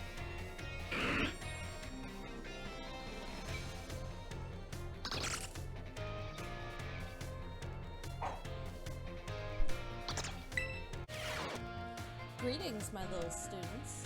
Whatever you did yesterday, it is now part of history. I was hoping to continue unraveling the marvels that history has presented to us today. However, I imagine your ability to concentrate has been spectacularly derailed by my midterm. And unlike Miss Time, who decided to go incredibly hard going out of the midterm with a trick question, I have decided to go a bit easy. I suppose changing things up for fun and variety may be a good idea every now and then anyway, right? Why are you all staring at my glitchy hair? Stop it. So, allow me to tell you an old fairy tale that has been passed down in Paldea for generations. Oh dear, why am I congested? That's not good. Once upon a time, there was a king who very much enjoyed collecting treasure. He was particularly fond of treasures from other countries. One day, a merchant from the east heard rumors of this king and came to meet him. The merchant laid out 4 treasures in front of the treasure lady. The 4 treasures were as follows: a vessel, a set of tablets, and a set of beads. Seeing such rarities before him, the king leapt for joy. He showered the merchant with gold coins and claimed all 4 treasures for himself. Ah, perfect timing to make eye contact, young captain. Answer me this. It is said that one of these treasures was a set of tablets. What do you think these tablets were? Obviously, wooden planks for writing on, or I assume stone, but something tells me it was wood for some reason. Correct. Your daily pursuits of knowledge serves you well. These particular tablets were wooden and used as writing medium in the East in ancient times. Oh dear, there's the congestion again. As you may know, they fell out of popular use as paper became more universally available. For the king to consider these paper substitutes treasures, they must have been of superb quality or perhaps they had some amazingly profound teachers residing on them. So the king obtained these 4 treasures, and on that very night, it is said that a terrible disaster rained down upon his castle, reducing it to rubble by dawn. Shit. At that time already, I wasn't done with the story, but alas, so ends today's lesson. If you're interested in how the story ends, you may come see me outside of class hours.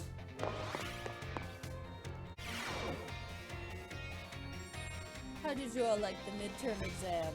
You all did really great. Some of you got perfect scores. We're halfway now, through the year now. Time for another lesson. Êtes-vous prêt? Are you ready? Why isn't non an answer? Why isn't there a form of no? Whatever. Oui. Très bon response. Great answer. Merci, my friends. I know I could count on you.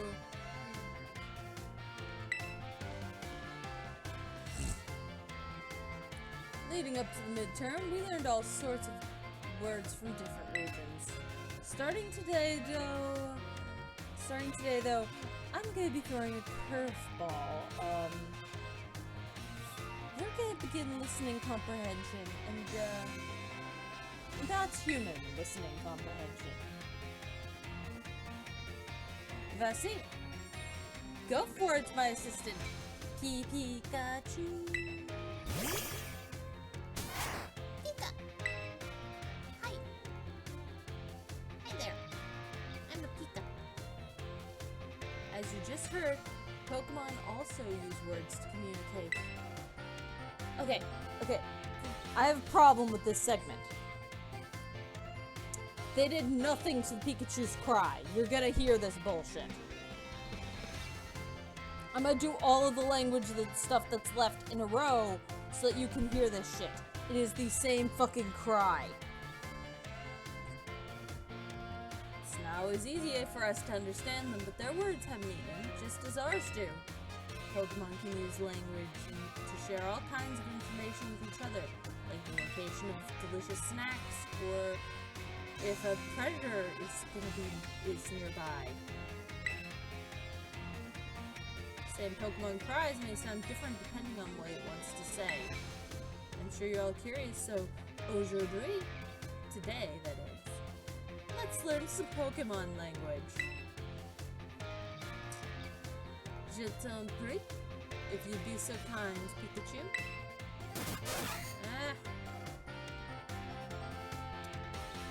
I'm mad my trainer wants me to evolve and I'm not ready. What emotion do you suppose Pikachu was trying to convey just now?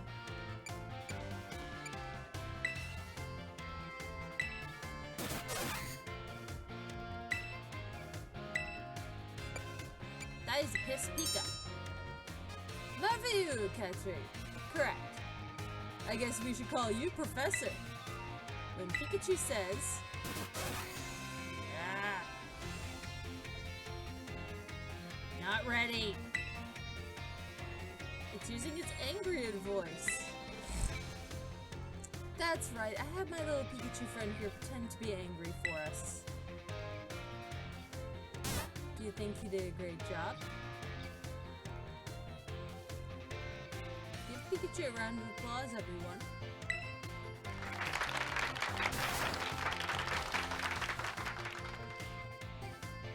I'm not actually mad.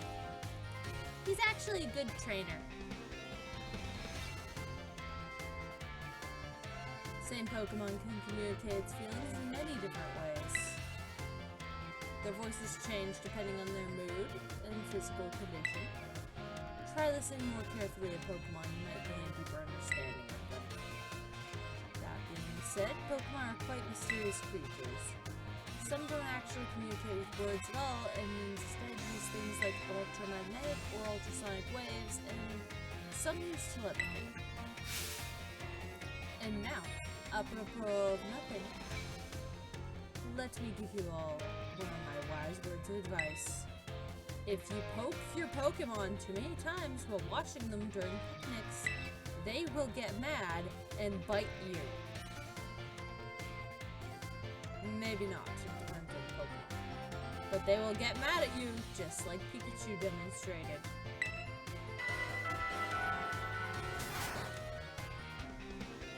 Well, adios, matinee. À la prochaine. See you next time.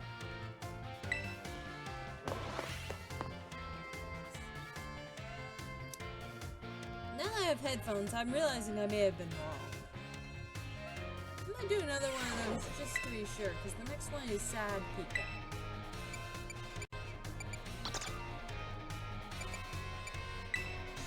If Sad Pika sounds the same as Angry Pika, I'm gonna be angry. I'm gonna be the one who's angry.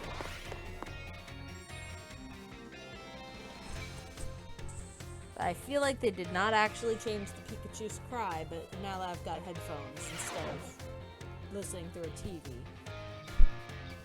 My dear friends, how are you all today? I hope you're doing marvelously well.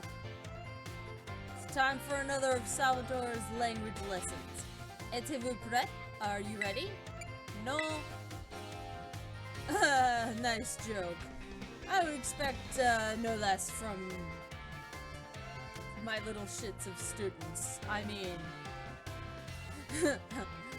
anyway, your replies are excellent, except for the fact that you said no. Please switch to yes. Fine.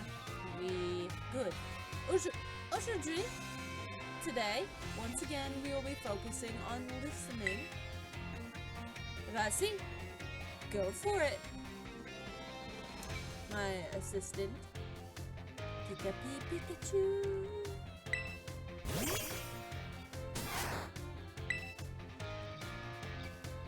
As you may remember from our last class, the same Pokemon's cries may sound different depending on what they want to say. Aujourd'hui, today, we will be learning more about Pokemon language. Je t'en prie.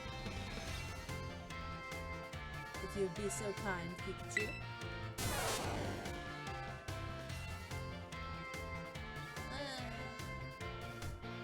Trainer doesn't love me because I'm not a Raichu. That sounds a little bleak, doesn't it? Its voice seems lower pitched, too. What emotion? Sad. Ding ding ding, that's right, Catry. Fantastic. When Pikachu says, he likes Raichu better than me. He likes my sister better. He's expressing sadness. Kinda makes you want to cry, doesn't it? Don't cry, Pika. I love you.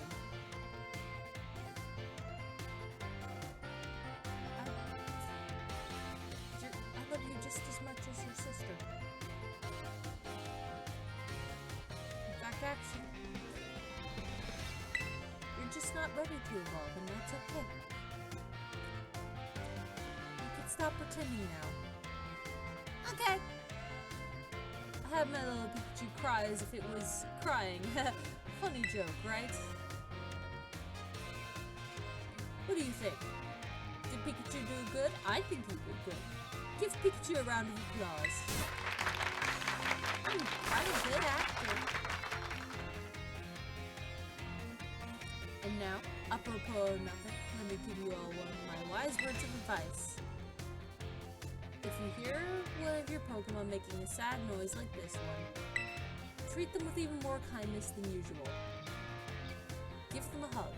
I certainly will be giving this Pikachu a hug after class for making him pretend to be sad. Well, you probably already knew that, though.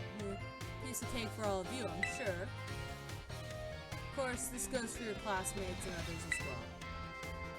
Friends should support each other in times of sadness. I truly hope we can all have smiles.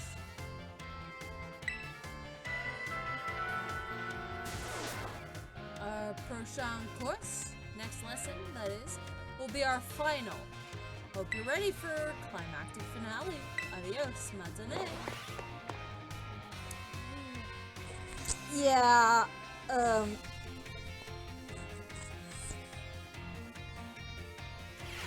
I was wrong. It is slightly different.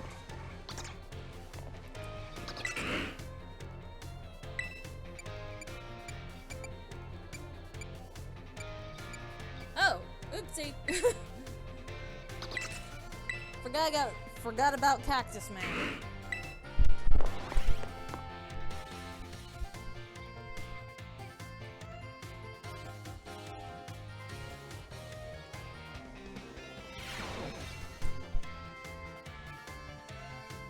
Time has come to test how well you all have learned in my class. Let's begin before the information sitting in your brains from the last minute of cram sessions fades.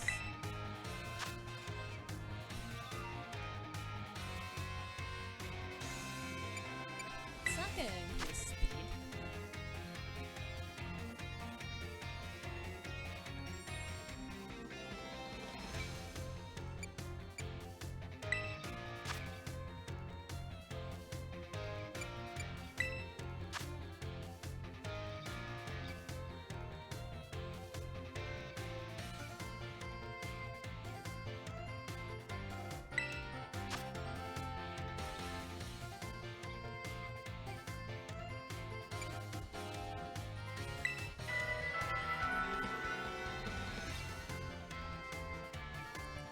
Time for answering questions has come to an end. Stop writing. Hope you all were able to give the examination everything you had. Please remember to ask for your scores at the front desk. It'll take me about one loading screen to get them all graded.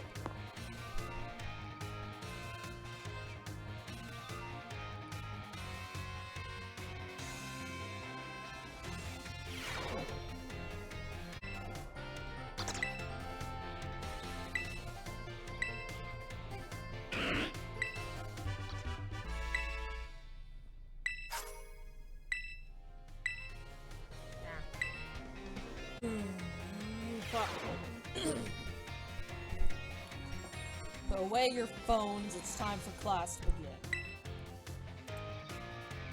Though some of you had to retake the midterm exam multiple times, I'm glad to say the majority of the class passed without issue. But seriously, what the fuck? Who had to retake my exam? Who had to retake it multiple times? What is wrong with you guys? My class is logic. Are you guys idiots? Oh, fuck. Wait a minute. This is... Most of this stuff is common sense. I'm teaching y'all common sense. Oh, fuck. I feel honored to see the knowledge and skill indispensable for daily life has taken root in most of you. I trust that you all work just as hard on your life skills in the second half of this course as well. Now let's turn our attention to the topic of the day, which I was inspired by a question I received on the subject of meal powers. The student who asked this question is a young man who enjoys the culinary arts. He tells me that he regularly researches culinary techniques on his own and pays careful attention to the ingredients he uses. He also spends day and night studying all aspects of the culinary arts. Yet despite this, he is baffled by his inability to increase the effectiveness of his meal powers. So, tell me, Master Catry, since you did quite well in your midterm exam, unlike some idiots in this class, you know who you are, whichever one you are. What should, this young man do to increase the effectiveness of his meal powers? Really, Arvin? Really?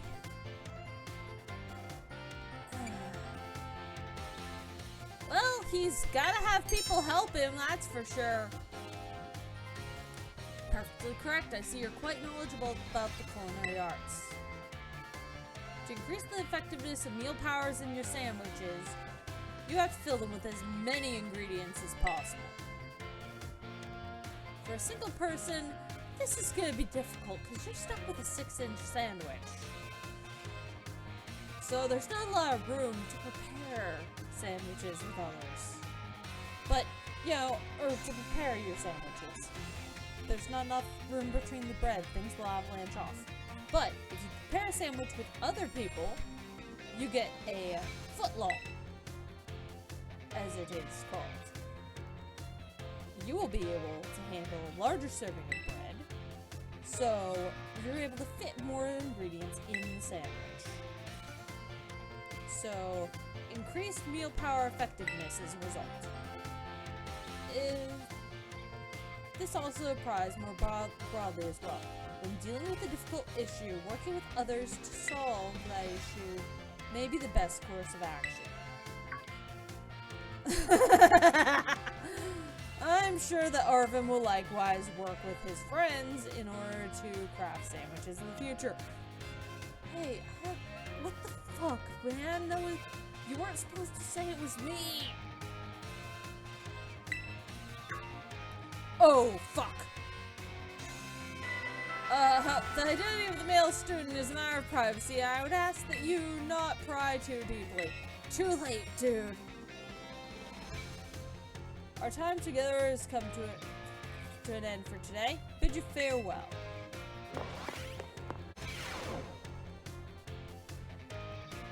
Another day, another round of battle state. Oh, so let's get right to it. You all gave everything you had in your midterm exams. Well done. We'll resume more regular classes today, so keep that energy up for the second half of the term. Man, soda's great, guys! Have you all been using the R button to send out your Pokemon? I bet you have. If you do, your Pokemon will run off in the direction you're facing. It's a super useful tactic that lets Pokemon pick up items far away from you. And that's not all.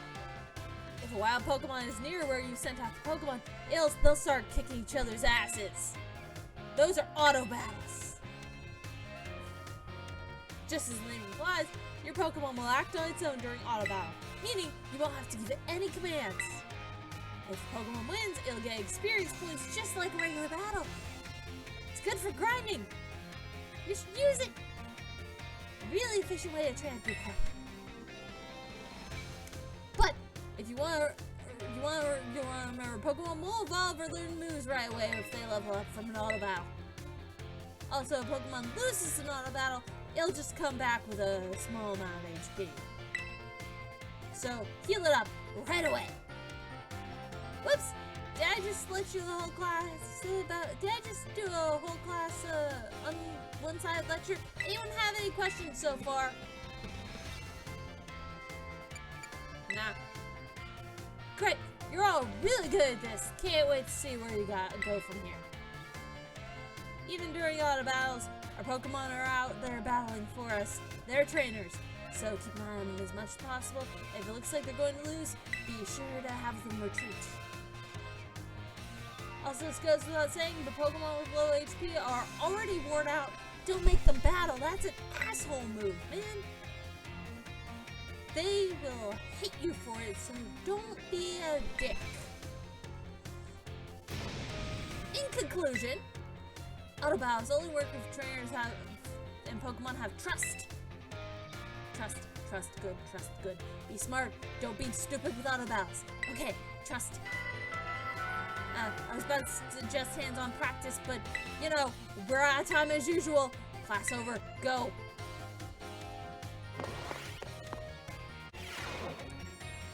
Hello, class. It is I, Hassel, yet again.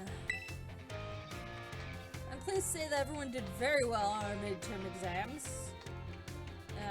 I'm not pleased to say that Dendra has gotten worse.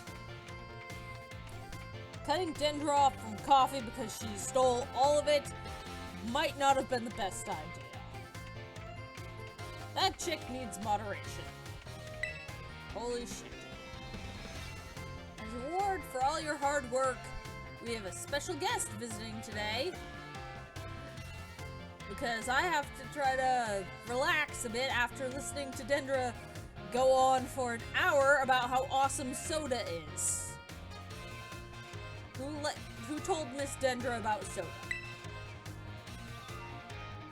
Alright, anyway, actual art lesson time. Brassius, please come in. 3 takes.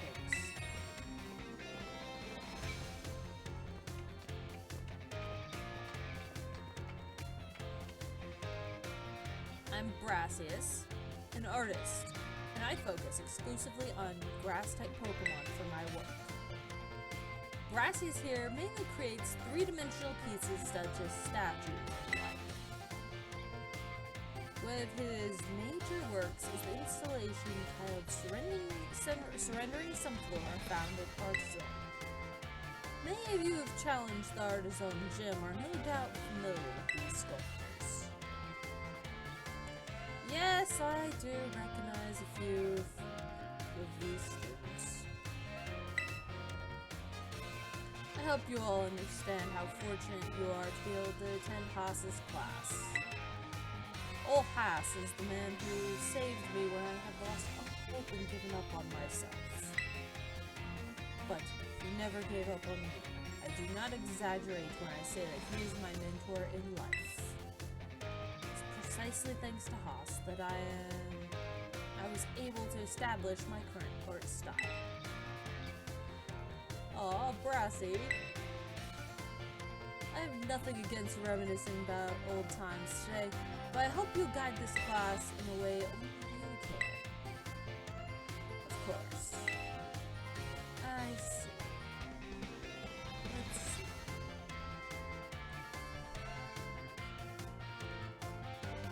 Why don't we discuss what Hass mentioned earlier? Surrendering some floor. Can anyone here figure out what my mood was when I crafted its detached expression? There is no right answer.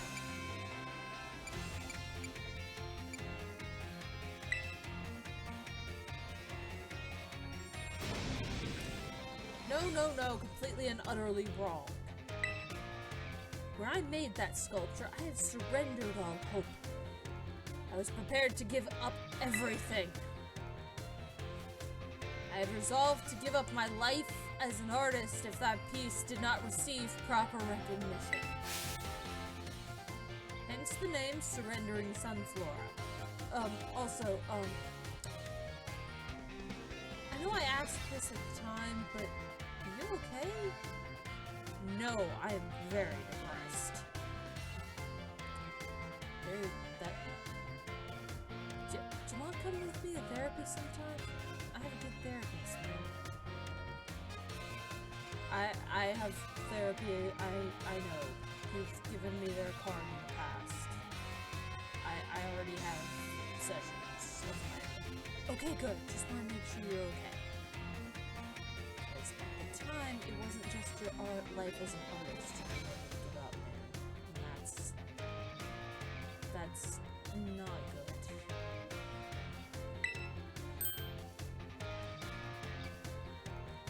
But yeah, you're exactly right. Therapy is great. Provided you find the right therapist that suits your needs and knows what they need to know to help you. When I started out as an artist, I experienced many hardships and even became deathly ill and fell into a slump, and,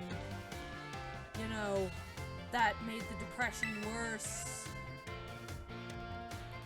I began worrying only about what would sell. I was concerned with fame and fortune. All my pieces at the time had no depth as a result. They were shallow trash. It was then that I met Hass. He helped me realize how petty I was being, introduced me to a great therapist, and, helped me make art for me.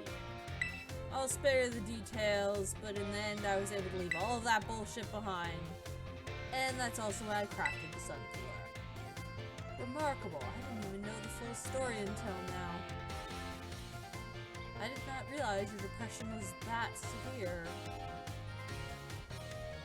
And I already knew it was very severe, so it's worse than I thought. I'm glad you're doing better now, friend.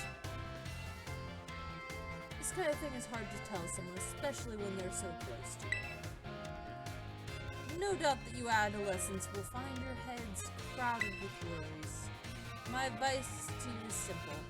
Be honest with yourself, do what your heart desires, even if you have to do something else to make money on the sides to survive. And don't cause trouble for others while you do it, please. This is all from me. I must admit, I'm beginning to feel a bit embarrassed. So I bid you farewell, Haas. I have an appointment with that therapist I mentioned earlier. Farewell to your pupils as well. Oh, Brassius. I can't believe it. Such a wonderful class. Thank you so much. Oh.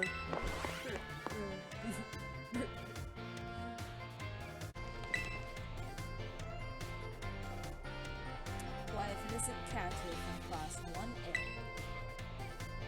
Are you perhaps interested in the rest of that old tale I told you? Yeah. It is convenient that you would take the bait I presented in class. A vessel, a sword, a set of tablets, a set of beads. After obtaining these 4 treasures, the king's castle was destroyed. Why, you ask? Because the 4 treasures were actually 4 Pokémon. As these Pokémon were passed from human hand to human hand, as treasures, they slowly became tainted by hubris and greed. Finally, after coming in contact with the rhapsody of the king at that time, or rapacity of the king at that time, they awakened as disasters and began to rampage out of control. The king called for renowned Pokémon wielders to defend the country. After a fierce battle, these incarnations of disaster were quelled. And it is said that these 4 Pokémon were sealed away somewhere in Paldea.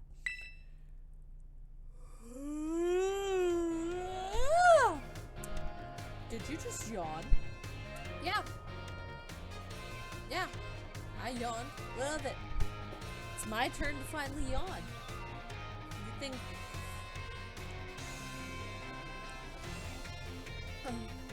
So... would you say... Anyway, would you say the story is just make-believe? I've seen where they're sealed, so no. Very astute of you. Wait, did you just say you've seen where they're sealed? 2 of them, anyway.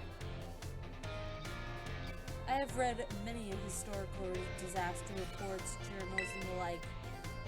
There's so much truth of this story. Oh, now look what you've done. Now I'm doing it too. If I'm able to prove the story's veracity myself, I will be sure to let you know.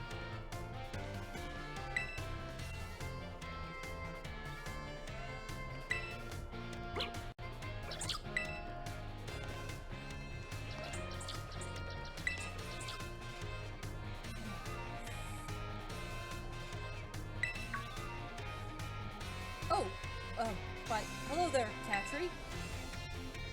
Sorry, I was lost in thought and didn't notice your approach. Haven't you been crying again? Anyway, I must apologize for what transpired in the schoolyard. I'm sorry you had to see that. I don't care. Oh, that's very magnanimous of you. That woman who showed up was a dragon tamer and a relative of mine. You see, I come from a very long line of trainers who specialize in dragon-type Pokemon. You see, there was a child in our family who was expected to stand by its head and lead it to greatness. But the young lad, rebellious little fellow that he was, ran away from home one day. He made quite a show of it too, swearing that he was gonna make a living with music. Not even a specific kind of music, just music. A lot happened since then, and now he's the art teacher and Elite Four member before you. That's right, music is my preferred artistic medium. What of it? I don't care. Nothing wrong with that.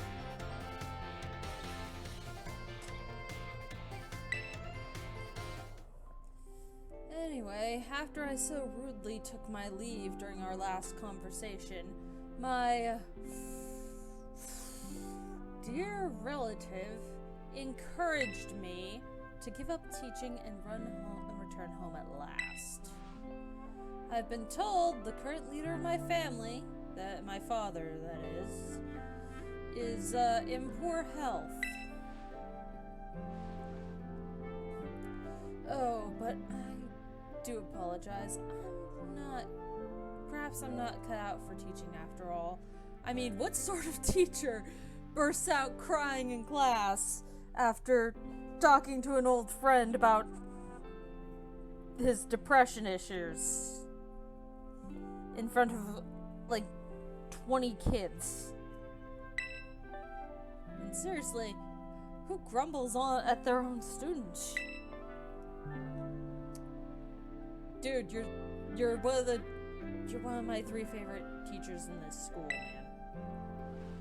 And I like you best out of the 3 of you. Ah, my dear Katri, you have no idea how much your words mean to me. Thank you so very much. I'm gonna go cry now. Oh, I got lost in thought again before my cry session. It's fine. Anyone else around here? No?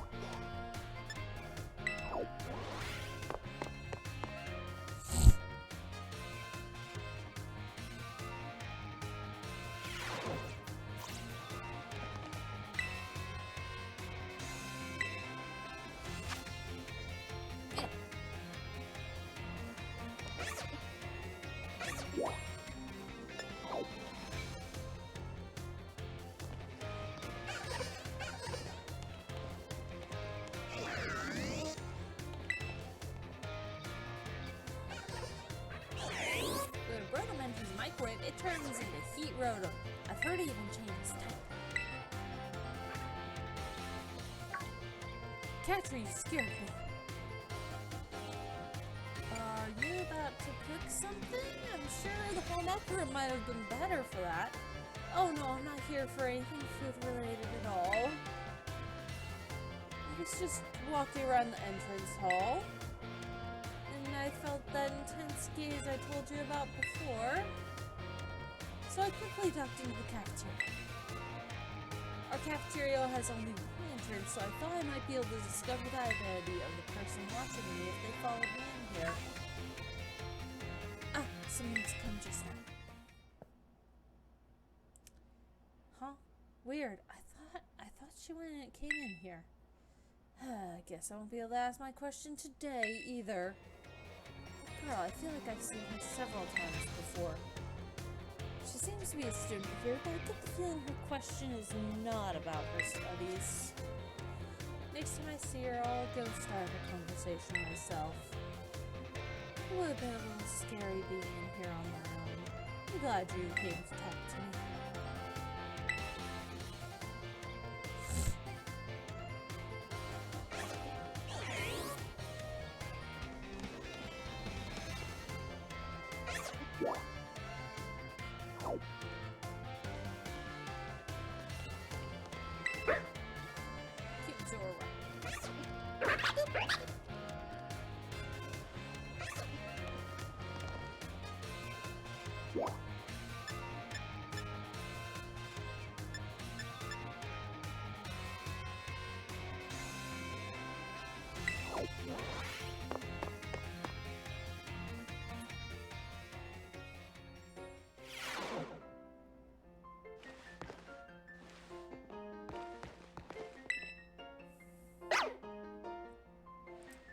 Master Katri.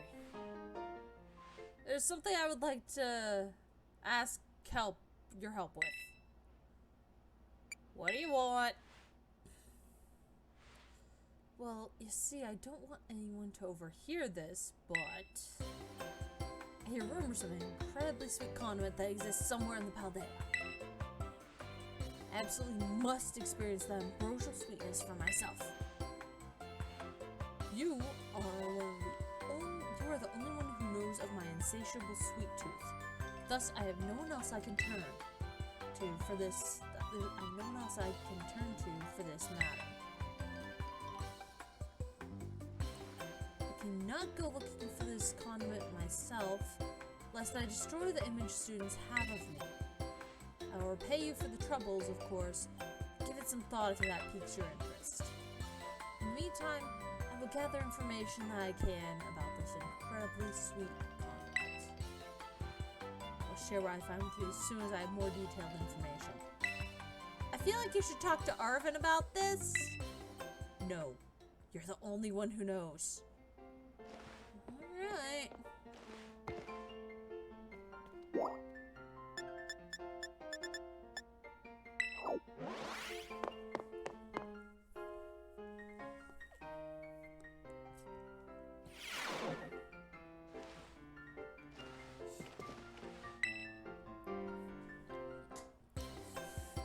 No, no, no, Dendra. No way. Come on, Miriam. Just try it. Just try it. Sandwich. Eat sandwich. What's wrong now? Oh, great timing, new kid. Nurse Miriam here won't try the sandwich I made. Well, duh. I don't want to get a stomachache. Also, their name is Katri. You won't get a stomachache, probably.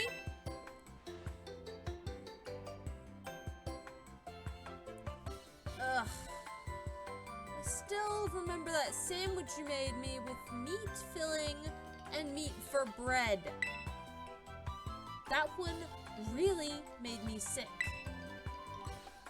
I hadn't trained in the art of sandwich making yet back then. I was younger and thoughtless, and I hadn't learned the magic of soda. Young and thoughtless, it was last month. So, as you can see, I'm not getting anywhere trying to persuade her. Even after I went through that intensive sandwich making training, it really makes me sad. She went through intensive sandwich making training? Yeah, she worked really hard. I guess I have no choice if one of our cute little students is on your side. Fine, I'll try your sandwich. Let's see it. Yes! I knew you'd come around. Here, sandwich. Eat sandwich. Eat sandwich, eat sandwich, eat sandwich, eat sandwich.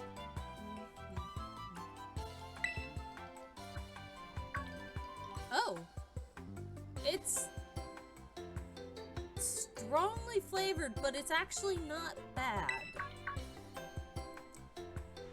Woohoo! My training paid off!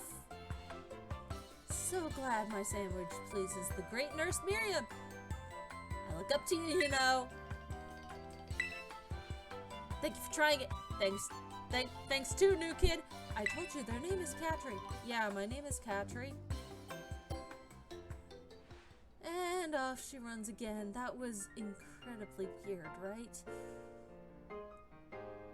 I should probably...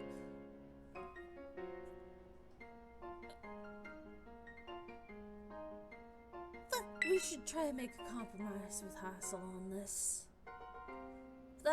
This is just how Dendra is, I guess. Always coming to the nurse's office with some injury or another too.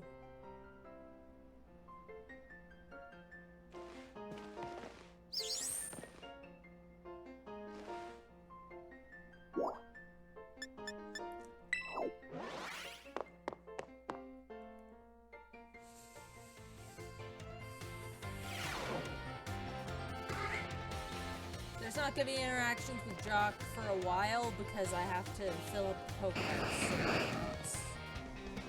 His is all dependent on Pokédex. Oh my, dear Katri. Thank you for advice from before. Palmy as well. You could just see the little one.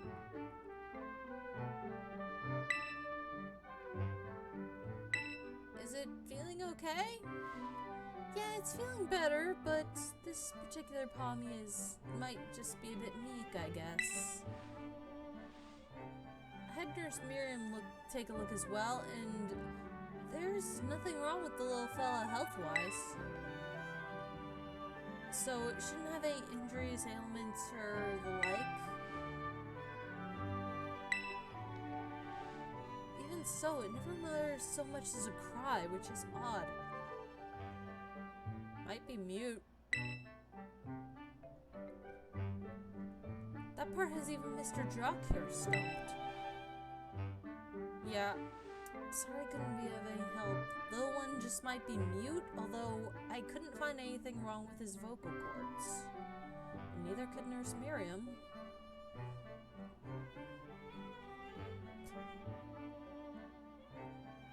It's probably psychological, maybe anxiety disorder? Nitnika. Oh boy, I've not seen that word. Nitniketpa.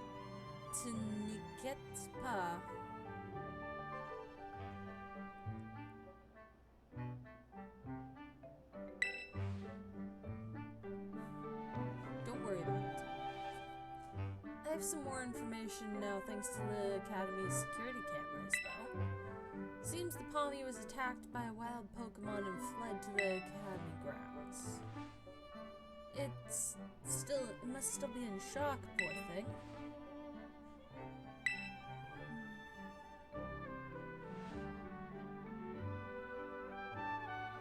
If that's the case, there's absolutely no problem with it keeping quiet. Pas de problem. We can just attendre. That is, we can just attendre. That is to wait. That is the verb meaning to wait. Until it feels like talking. That's all we can do, really. Even if you can speak all sorts of languages, there's no guarantee that you'll understand what's going on in someone's heart. But have no fear, I won't give up. No, I'll keep trying until we figure out what's wrong with the little one.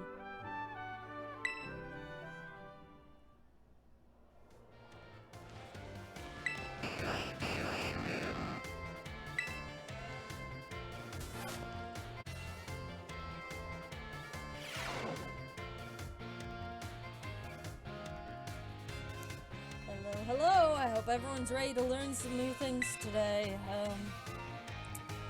But before we get going, do y'all remember that final question from our midterm exam? Well, someone snitched to Director Clavel and I got yelled at. Whoops. Apparently he could tell I was hiding something just by looking at me, too.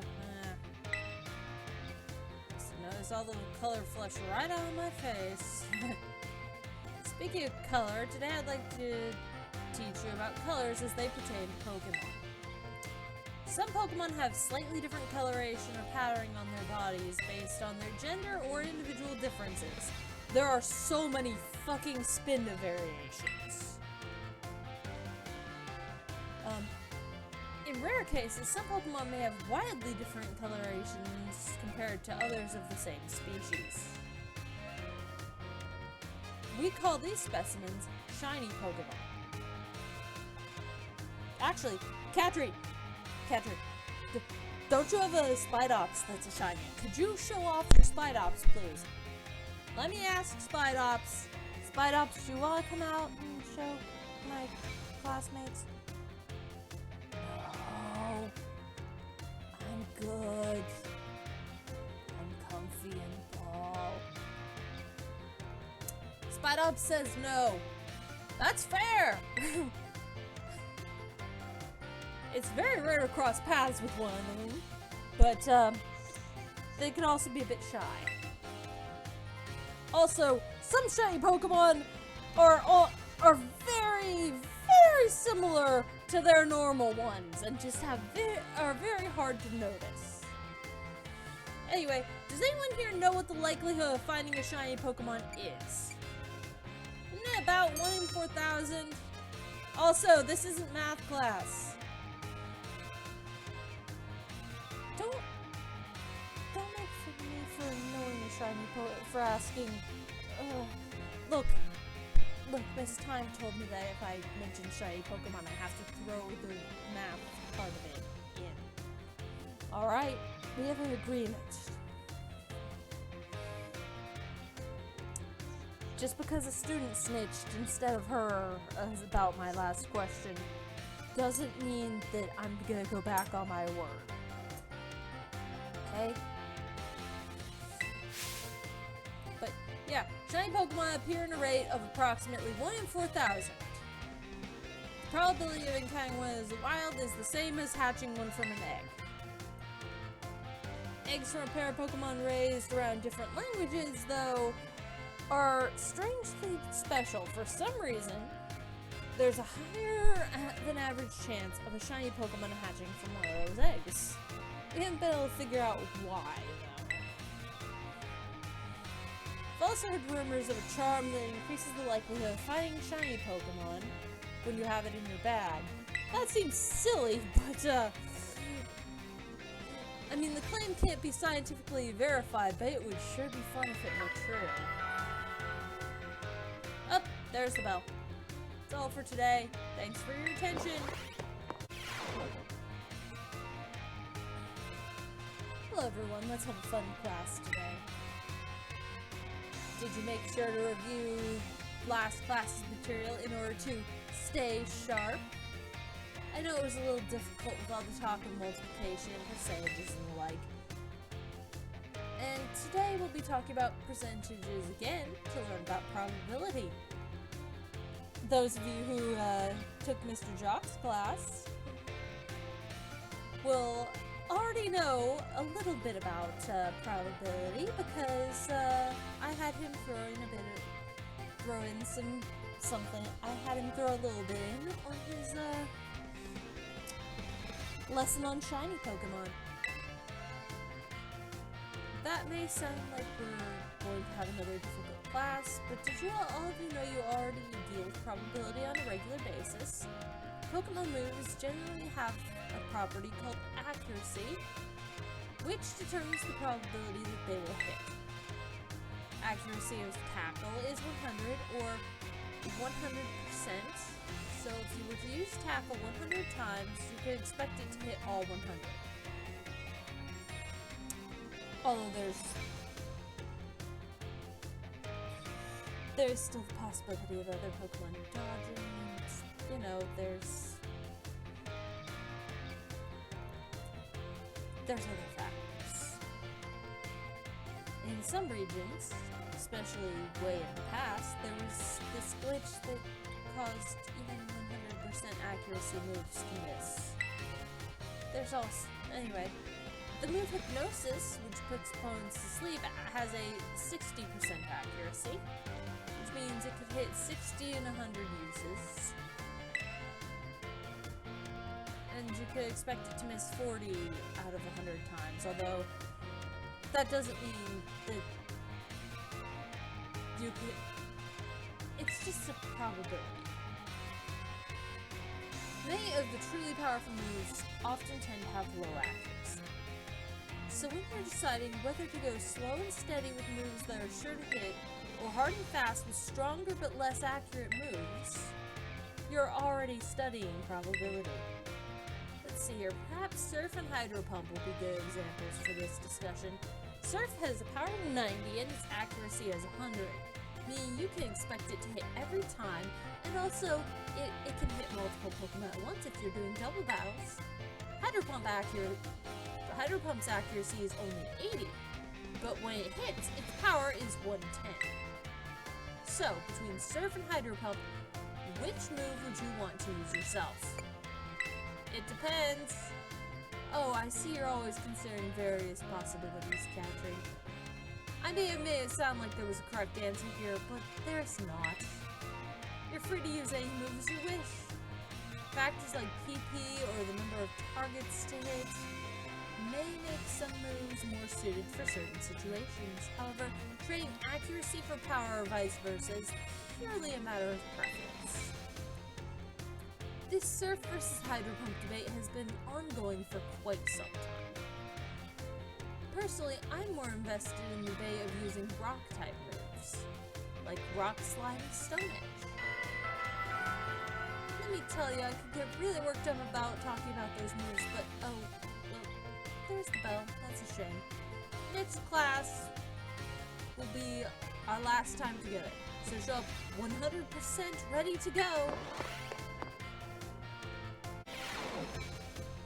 Greetings, my little students. Whatever you did yesterday is now part of history. Today, we will continue to unravel the marvels history has presented us. I trust you remember our lesson before the midterm concerning the Great Crater and its interior, Area Zero. This mysterious crater captured the imaginations of many, including the former Chaldean Emperor. 200 years ago, a group of explorers claimed to have finally reached its depths. The name of the team that achieved this great feat was Area Zero Expedition. The team is said to have been made up of Paldea's best and brightest. Skilled battlers, brilliant researchers, and talented individuals of all kinds. Among the list of the team members was a man who is a brilliant author and natural historian. Keith. After returning from the expedition of Area Zero, he used his literary talents to record events of the expedition and publish them. Perfect time to make eye contact, Katri. Let's see if you were paying attention. What's the name of the team that first made it to the deepest depths of Area Zero of the Great Crater? Correct, to pick on a term that I simply slipped into the flow of the lecture. You're really quite clever. Correct name for this team is the Area Zero Expedition.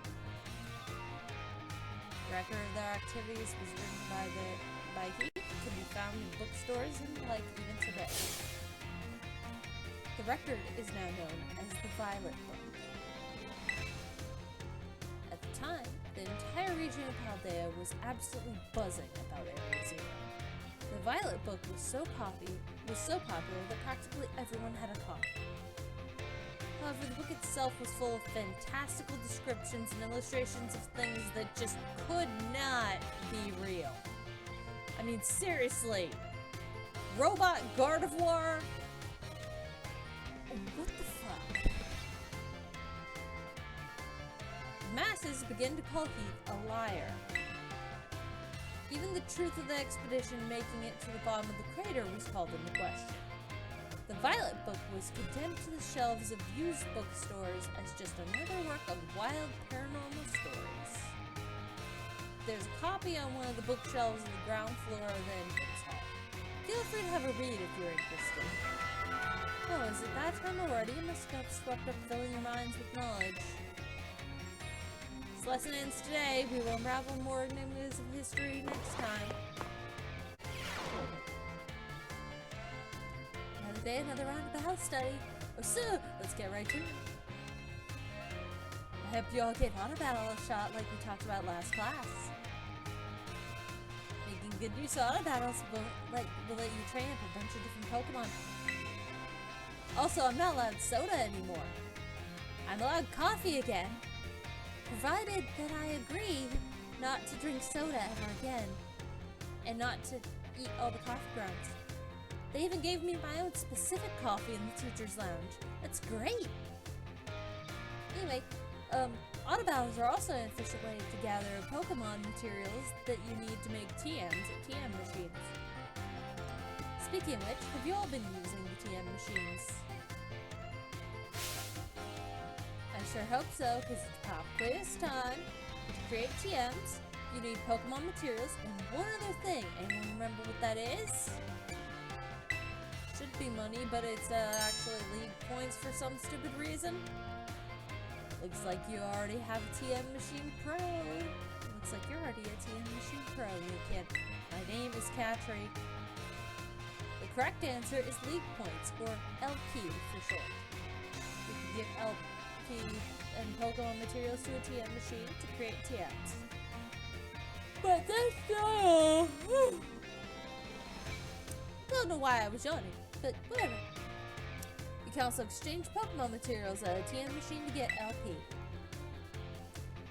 I recently heard about some shady individuals getting LP illegally by using a technique called hacking or something like that. I don't want any of you getting involved in stuff like that. You got it? Anyway, you can also add TMs that you want to make to your watch list. This will help you keep an eye out for the materials you need to gather.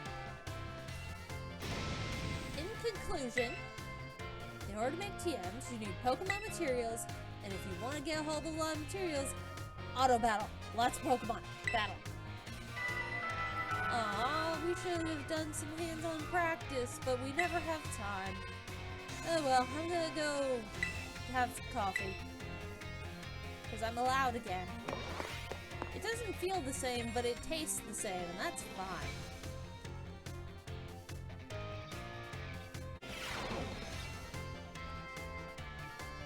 Hello class, it is I, Hassel, yet again.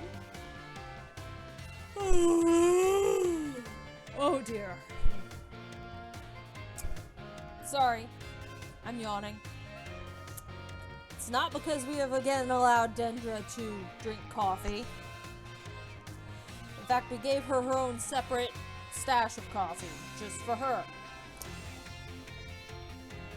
So, she's not messing with other people's coffee, and we don't have to deal with soda Dendra again. Ugh. But, you know, problems. I'm yawning because of personal reasons today. But, yeah. I also need to apologize for losing my composure during my last class. I was touched by Brassius' story, and I simply could not contain my emotions. I am very sorry for that. I should not have made such a scene. But also, mental health is important, and we need to talk more about that. If any of you feel like you're having problems with your mental health, come talk to me about it. Or Jacques. Or Miss Time. Or Director Clavel. Or any of the other teachers. I think even Miss Dendra would be a good person to talk to. We're all here for you.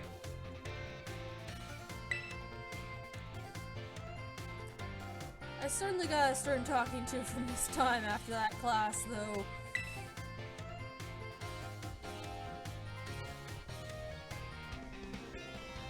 Well, let's just get some more material for Now, have any of you heard of the 10 sites of Paldea? As the name would imply, they are 10 sites in Paldea that are considered particularly beautiful. Among them, I would say the Grand Olive Orchard is likely the most accessible. You can see a field after field of olive trees from the hill on the way to Cortondo. There's 2 waterfalls among these 10 sites as well. There's Castleroya Falls and Fury Falls. Then there's the peak of Glacido Mountain, known as Paldea's highest peak. There's another cliff on Glacido Mountain that's named after its rather unique shape. Let me ask you, students, what is the name of the 3-pronged cliff on Glacido Mountain? No need to grasp at straws.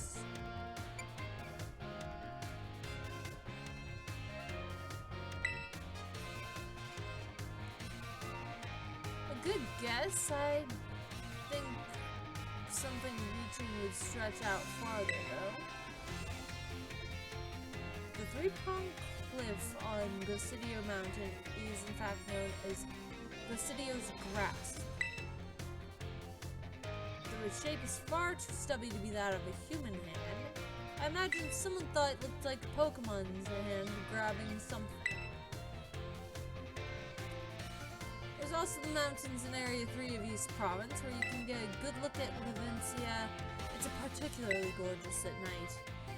The million-volt skyline. I hear it's quite a hot spot for dates, and deservedly so for having such a romantic view.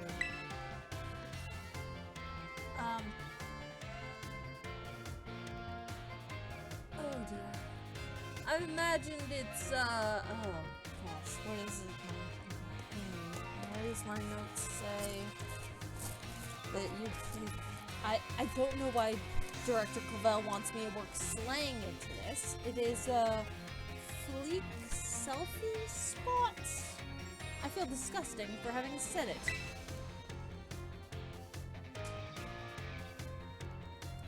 Of course, you may feel that not all 10 sites live up to their grandiose names.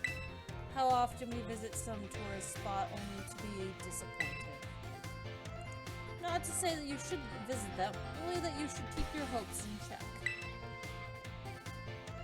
The important thing is that you go yourself and see them with your own 2 eyes. And sometimes, a disappointing experience can be worthwhile in its own way. Take a chance. That's it for today. Thank you for your attention. Put away your phones, it's time for class. While you're out performing fieldwork, with one of your Pokemon walking alongside you, have you ever noticed a change in its coloration? Now, I don't mean that it suddenly becomes a shiny Pokemon or any nonsense like that. I'm speaking of it becoming filthy. Pokemon battle, they get hurt by moves used against them, they get battered by wind and rain, they get covered in sand and mud. They get, in a word, filthy. I've seen many a trainer walking about with their adorable little Pokemon without addressing the issue. It is deplorable. Let me ask this question for someone who I'm sure will not tolerate such shameful conduct. Yes, Master Catry. What should you do if your Pokemon is dirty? Give it a bath? Perfectly correct. When you or your Pokemon is dirty, you take a bath. You clean your Pokemon when they are dirty. This is common sense. That's what I'm supposed to be teaching in this class, apparently. Common sense. While you are having a picnic, you can approach the Pokemon on your team and perform a variety of actions.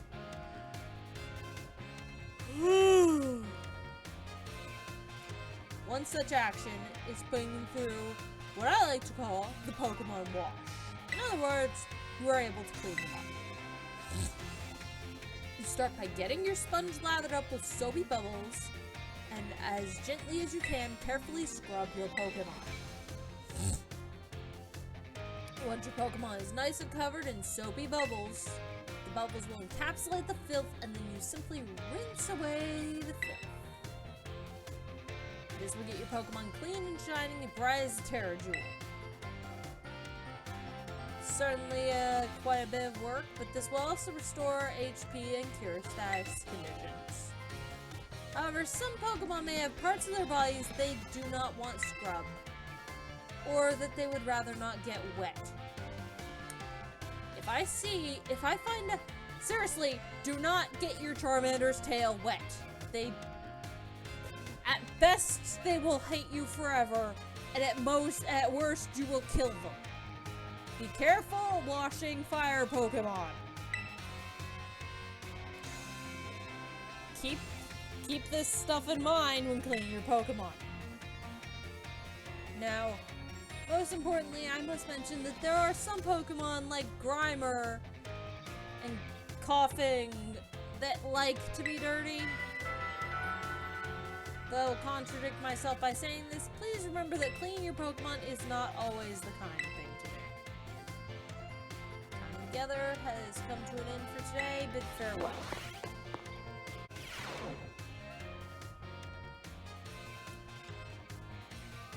Hello, hello! I hope everyone's ready to learn some new things to- Sorry, Director Clavel couldn't find a sub. Everyone stay as far away from me as possible today.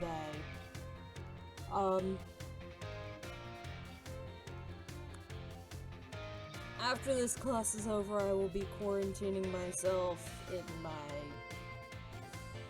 I will be going home and quarantining myself.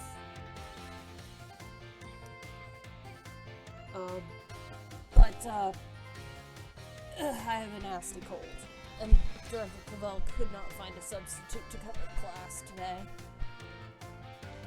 And canceling the class this close to finals also wasn't an option. Did you know the chairwoman of the school board is scary and a freaking workhorse?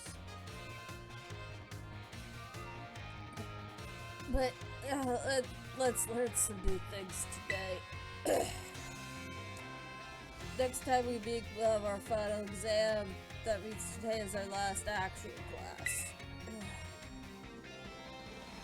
Topic for this last class will be Pokemon forms. You could think of them as the shapes and appearances that Pokemon have. There's a phenomenon called a form change, where a Pokemon's appearance changes under certain conditions. Cast form, for example, changes based on weather. Cyclozar, for example, which we often ride on for transportation here in Paldea, has 3 forms. It's basic, where it's walking on all 4. The second is its battle form, where it stands on its hind legs. And the final is its ride form, where it inflates its throat, sack, and tail so we can ride on its back. But really, those don't feel like form changes. They're more body poses, positioning. I don't know why someone called it form changes. That's just what it's categorized as. It's stupid. Though we can use something you're all carrying with you now as an even better example. Your phones. A lot of smartphones are inhabited by a certain Pokemon. Anyone know what Pokemon I'm referring to? You're a regular expert on Pokemon and technology, aren't you, Katri? I like electricity. I have an affinity for it. And I did say Rotom out loud. I didn't just think it. Did you gain psychic powers when you're sick? Maybe. The Pokemon inside your smartphone is Rotom, and it does all sorts of things to help you out. A Rotom inside a Rotom phone is special. It likes the phone so much it doesn't want to enter other electronics. Ordinary Rotom, however, will change form by entering washing machines, ovens, electronic appliances. Rotom's a bit of a exception, though. Many Pokemon that change forms do so simply by holding an item or having one of them used on it. Oricorio, for example, has 4 forms that it changes between depending on what nectar it has eaten. Pokemon may even learn or change type or learn different moves. Form changes are not evolution because the Pokemon can return to its original state, and shiny Pokemon don't change special coloration. Individual Pokemon with form changes go back and forth between forms. There's a lot to dig in with form change. Sorry, as you can see, I'm feeling like shit. We can all learn something from Pokemon here, don't you think? It's a bit of a stretch, but I'd be happy to see you all enjoy your time in the Academy at the fullest and change form into a new version of yourselves when I'm not feeling like absolute shit. Or something like that, anyway. Oh, right. Regional forms are based on what region a Pokemon came from. They don't change like other forms, they're innate, and, thank God, there's the bell. I'm so glad that the bell rang. Normally I'd love to talk to y'all more, but I have got to go to bed. I think I'm gonna nap in the nurse's office before I'm going home. I had a great time teaching all of you. I'm good. Oh boy. I hope y'all do your best on the final exam. And I hope I'm better by then. I should be, but I'm gonna lie down. Hello everyone. I hope we once again have a fun day together during our last class. But first things first, I'm pissed at the chairwoman of the school. She's making poor Jock work while he is sick as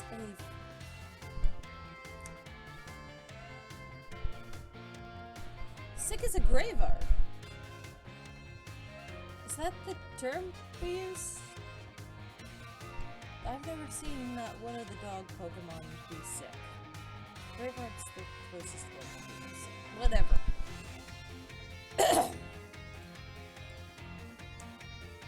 We're gonna back to math. Last time we learned about probability using a move's accuracy as example. My apologies. I drank the wrong coffee this morning. I was so mad this morning that I drank the coffee we set aside specially for Dendra. Probability is an interesting subject. Did you know that in a class of 40 students, there is a 90% chance that 2 of them will have the same birthday? This is true despite the fact that there are over 300 days each year. Isn't that remarkable? Oh, pardon me. I believe that coffee did not sit right with my stomach. But let's move on to today's topic before we get swept along with probability again. I've been teaching you all how to calculate damage in this class using examples like type matchups, critical hits, stat boosts, and like. All these variables are multiplied together to calculate damage to an opponent. However, did you know there's an even simpler way to increase the damage of your Pokemon's moves? All you have to do is have your Pokemon use a move it shares type with. If a Rock-type Pokemon uses the Rock-type move Stone Edge, the move's base power of 100 is multiplied by 1.5 to become 150. Ground and Rock Pokemon may be similar, but if a Ground-type Pokemon uses Stone Edge, the move's power will remain 100. Super effective moves and critical hits also add multipliers and this long numerical increase. My apologies, I need to pay more attention to which coffee pot I'm using in the morning. Oh, what's up with my nose? I hope I haven't caught Jock's cold. Multipliers on this little numerical increase. Oh. So it is, most certainly not to be taken lightly. Let me ask you a question to see if you understand what I'm talking about here. Say you have a move with a power of 100, and a Pokemon that shares the type of this move uses it.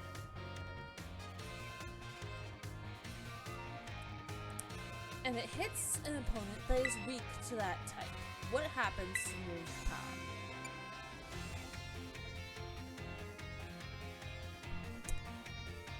I kind of want to get this right. So, same type attack boost would up it to 150, and then the 150 would get multiplied by 1.5, so that'd be what, 200?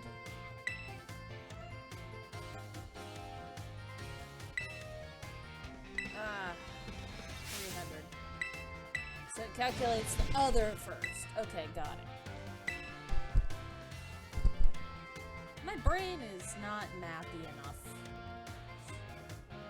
What's more, if Pokemon terastallizes and its Terra type matches one of its original moves, then the bonus it gets for using a move with the same type increases from 1.5 to 2. Of course, being able to use a lot of moves of different types is great as well. That's one way you can surprise your opponent. In the end, your own innate characteristics are what really let you shine the most. Bear in mind that this is true for both humans and Pokemon. It sure would make me happy if you could all take these words to heart.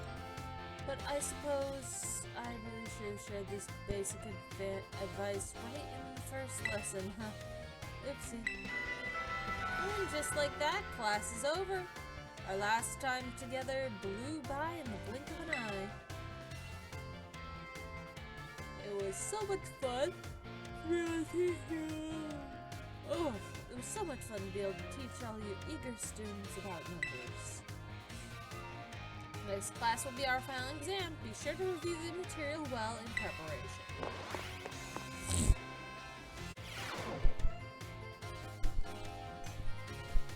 Greetings, little students. Whatever you did yesterday is now part of history. Yada yada. Stop staring at my glitchy hair. Today is our last class. I would like to unravel the marvels that history has presented to us one last time. Who's drinking tea? Whatever, I don't care. In our last class, I taught you about the Area Zero expedition 200 years ago, correct? Last 200 years ago is not that long ago. Not that long ago at all. How unfortunate that our history lessons must march inexorably towards the future. Would it not be more of an adventure to march towards the past instead? To start for our present and study history in reverse? No. Indeed, it may be difficult to understand the flow of events, how one thing leads to another, if we were to trace history in reverse.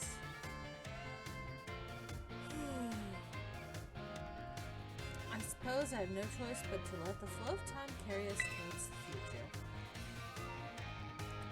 In this class of ours, I shall fill your minds with the history of the terrestrial phenomenon.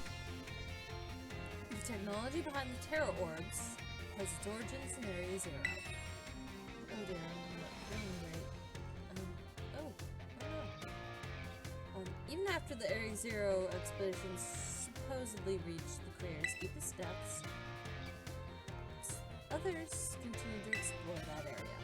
And around 140 years ago, Pokemon cloaked in mysterious light were discovered there. As you may have already guessed, these were in fact terrestrialized Pokemon. However, when those who discovered these Pokemon brought them out of Area Zero, the light faded and the terrestrial phenomenon remained quite a mystery for some time. However, 10 years ago, that might as well be present day,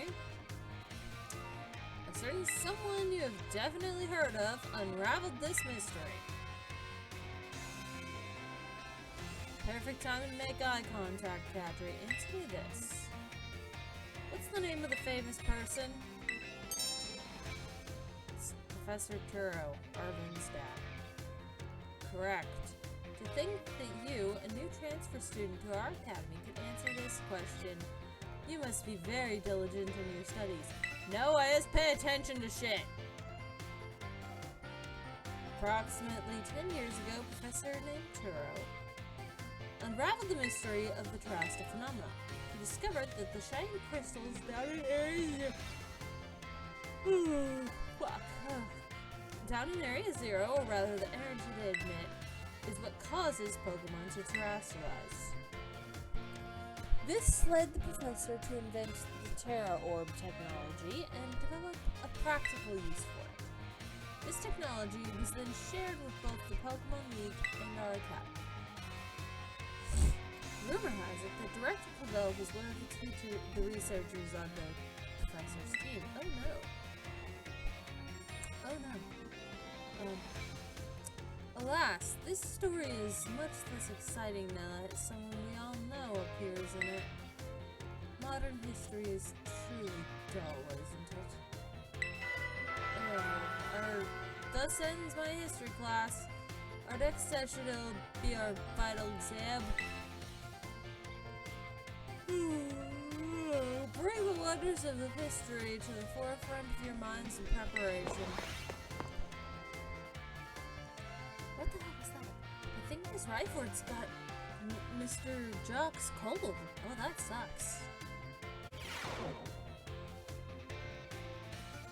My dear friends, how are you all today? It's time for the last of Salvatore's language lesson. Êtes-vous prêt? Are you ready?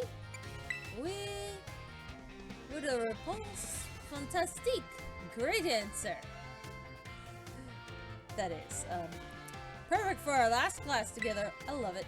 And aujourd'hui, today, we will once again be having a listening lesson. Voici! Go for it, my assistant.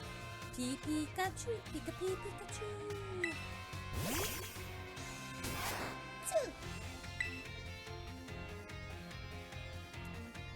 Alright, let's get to it, little Pikachu friend.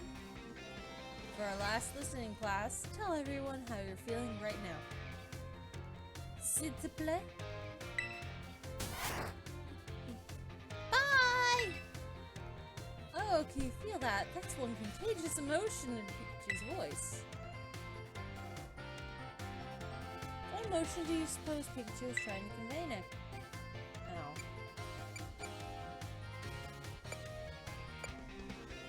What did you say, Pikachu? I said bye, kiddos! Oh, yes. It's happy. Well done, Catry. I'm so happy that you got it right. Oh, good trick. When Pikachu says, bye, kiddos, it's experiencing happiness. Does it make you just want to break out in a happy dance? Or hug this Pikachu? But I didn't have to ask Pikachu to put on an act today. Oh no, I simply asked it to show you how it felt about getting to have class with you. Although I feel like he doesn't understand that he's actually still gonna have to help out with the fun. I'm gonna have to what? What do you mean? I thought you said this would be the last time. No, I said after the final. But you said this would be the final. No. The final is next week. Oh.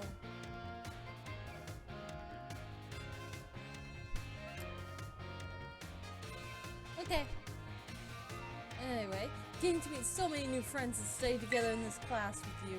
It's made both me and my little Pikachu very happy. Right, Pikachu? I don't know. And now, apropos of nothing, let me give you one last wise word of advice.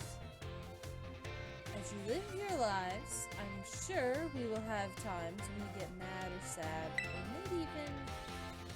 maybe even more than you would like. Everything has its ups and downs. Life is a veritable roller coaster. But, à la fin, in the end, that is, there's surely happiness waiting for you. So, gardez le sourire, keep a smile on your face, even in the hardest of times. Mr. Salvatore, that doesn't work for everyone. What? Pretending to be happy when things are not good or forcing a smile can actually be worse for some people. If that just worked for everyone, therapists would be out of a job and would never have needed to exist in the first place. Yeah, well, I'm sure therapists would have needed to exist anyway, but yeah, you're definitely right that we wouldn't need as many of them if that worked for everyone. My mistake for saying something so offensive. You stepped in it. Pikachu, why are you making fun of me? I could tell by your face that you're making fun of me. But when you're faced with a problem you can't handle alone, find someone to rely on. Be it a teacher, your family, your friends. And as was pointed out, if you need a therapist, they're there for specifically for mental health. If you need help, there's nothing wrong with asking for it. Doesn't matter what you need help with. As long as you haven't murdered someone. No murder! That's different.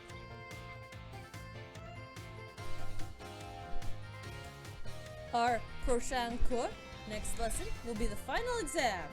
Be sure to review what we've learned in our lessons so far. Adios, matinee.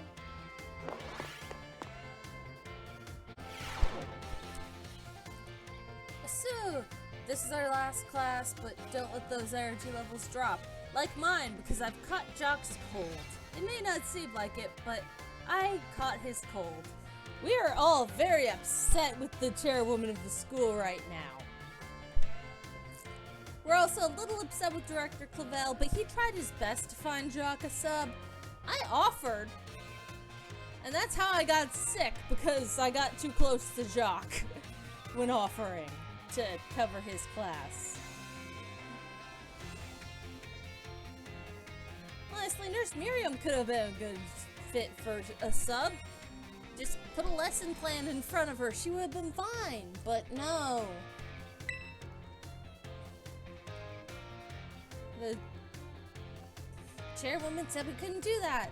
Anyway, I've shown you more than enough knowledge to be super strong battlers. I don't know that I have much left to teach you, but we can always aim for greater and greater heights. So today I'm going to teach you about the rules of link battles.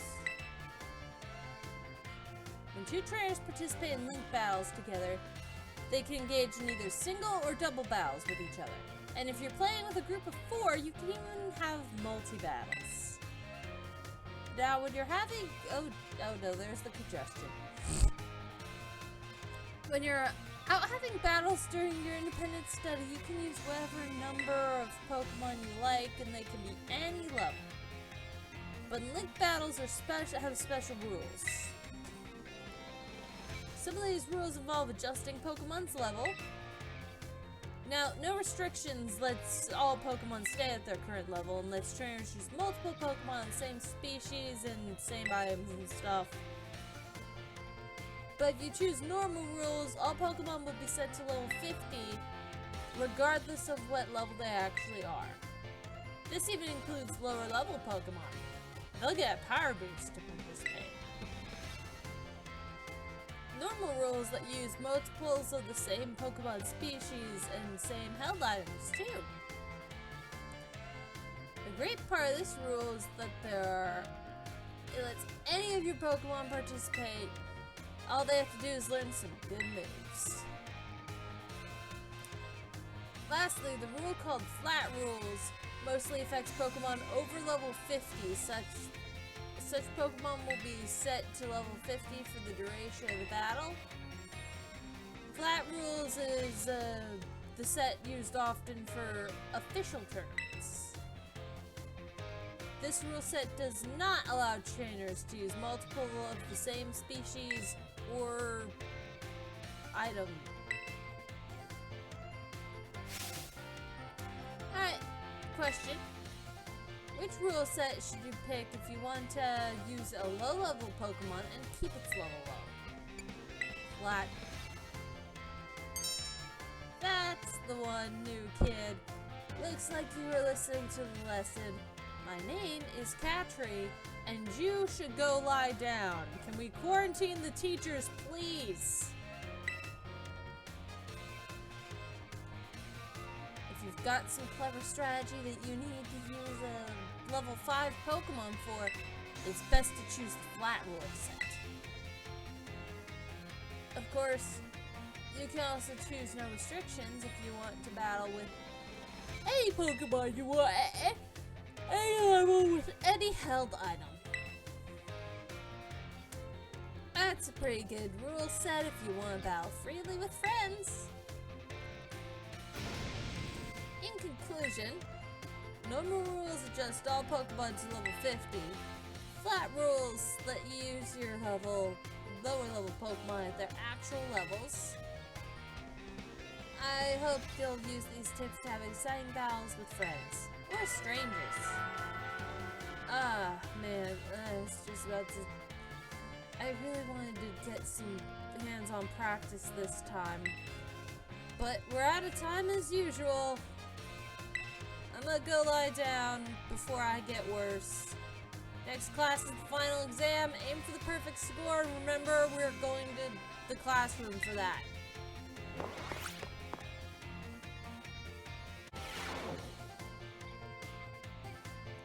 Hello class, it is I, Hassel, yet again. I know I sound a bit muffled. There's a reason for that.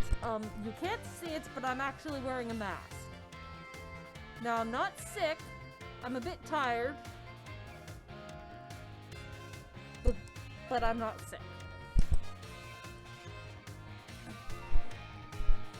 A ghost Pokemon was... The Gengar at the front desk was kind enough to make my mask invisible so as not to scare you. Now the reason I'm wearing this mask is because several of the faculty have gotten sick. And while I myself have not managed to catch it, I have been exposed to whatever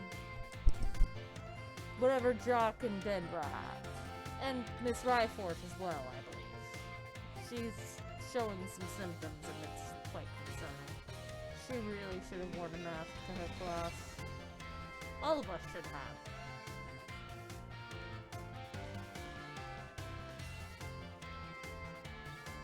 But that's how things... That was our mistake. Although really, Jacques wanted to stay home. He did not want to come in sick. Several of us offered to cover his class. Director Clavel himself offered. However, the school's chairwoman refused. For whatever reason. I don't know why. I don't know what is wrong with that woman. I really wish I could beat her ass. I've tried. She is terrifying. There's something very wrong with her. But nevertheless, I'm wearing a mask because I've been exposed to Jock's cold, and I do not wish to get any of you sick should I have actually caught it and am just not showing symptoms yet. now that that's out of the way, time flies, as they say. Indeed, our time together has flown by, and it's hard to believe this is our last class. Now, our topics today may feel somewhat unrelated to art. But there is absolutely no set definition as to what art would be. My preferred artistic medium is music. But let's carry on with this discussion and see where it takes us. There are two things I wish to focus on today: ribbons and marks. Both ribbons and marks are special honors that capture a Pokemon's qualities. There will be times when your Pokemon gives the maximum effort or has a noteworthy experience. In recognition of its feats and accomplishments, it can be given a ribbon. To give an example, if you manage to become incredibly close to a Pokemon, it may be granted the Best Friends ribbon. Incidentally, there's a person in Casafara who can give you the Best Friends ribbon. Marks, on the other hand, are mostly found on wild Pokemon when you meet them for the first time. They can symbolize the character of the Pokemon, such as the Rowdy mark or the Vigor mark. It is completely up to luck whether you run into a Pokemon with these marks. So, if you're able to catch a Pokemon with a mark, rejoice at your outstanding fortune. Does anyone know what special thing you can do with Pokemon that have ribbons or marks? They get titles. Wonderful, Catherine. Your knowledge is impressive. The correct answer is that Pokemon with ribbons or marks can be given titles. What's more, they can be sent into battles displaying the title of your choosing. For example, you could send out a Gibble with a Best Friends ribbon by declaring, "Go, Gibble, the great friends!" And while I just said that marks are generally found on Pokemon where you meet them for the first time, it seems that more recently Pokemon can be awarded certain marks based on their efforts. These are marks such as the Gourmand mark, or the Item Finder mark, or the Partner mark, and so on. Perhaps it might be fun to work out how to get each mark using its name as a clue. Well, that just about wraps up our class. Next week's the final exam. We are going to make sure that the faculty is not sick by then. Please be very careful. Up. That's a sniffle. Well, I'm going home for the day. Make sure to wash your hands.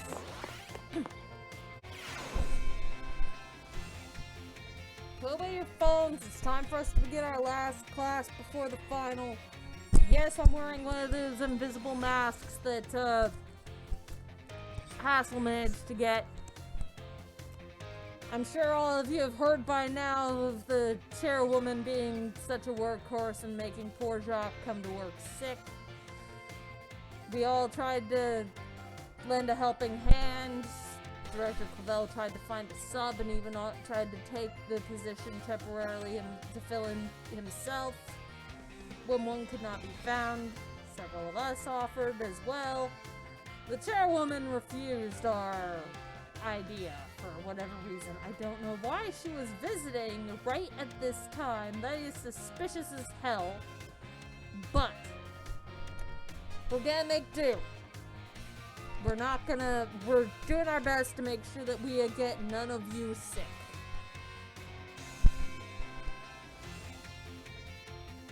Several teachers have already gone home to quarantine themselves. Jacques managed to get a ride home. He actually passed out after his last class for the week ended. So, yeah, we're doing our best. Everyone, stay safe and wash your hands. Home economics is the study of life's necessities. Looking back at our time together, I realized that I focused almost entirely on food.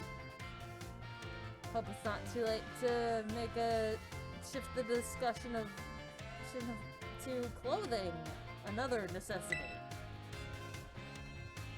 As I'm sure you're all aware, our academy has an air of freedom about it. We provide uniforms for each season to accommodate the diverse climate of Hellbay. However, students are free to wear whichever style they wish whenever they please. You shall have received 4 sets of tops and bottoms, one each for spring, summer, and fall. Oh, and winter. When the academy accepted you, by chance you were not aware of this and may wish to peruse your wardrobe. As long as you wear our school uniforms, the rest of your ensemble need not be school issued. This includes your bag, your hat, if you feel like wearing one. You're even free to style your hair however you wish. Mr. Salvatore's hairstyle, for example, would be almost certainly against the school rules when I would most certainly have been against the school rules when I was a boy. That reminds me. There's one more thing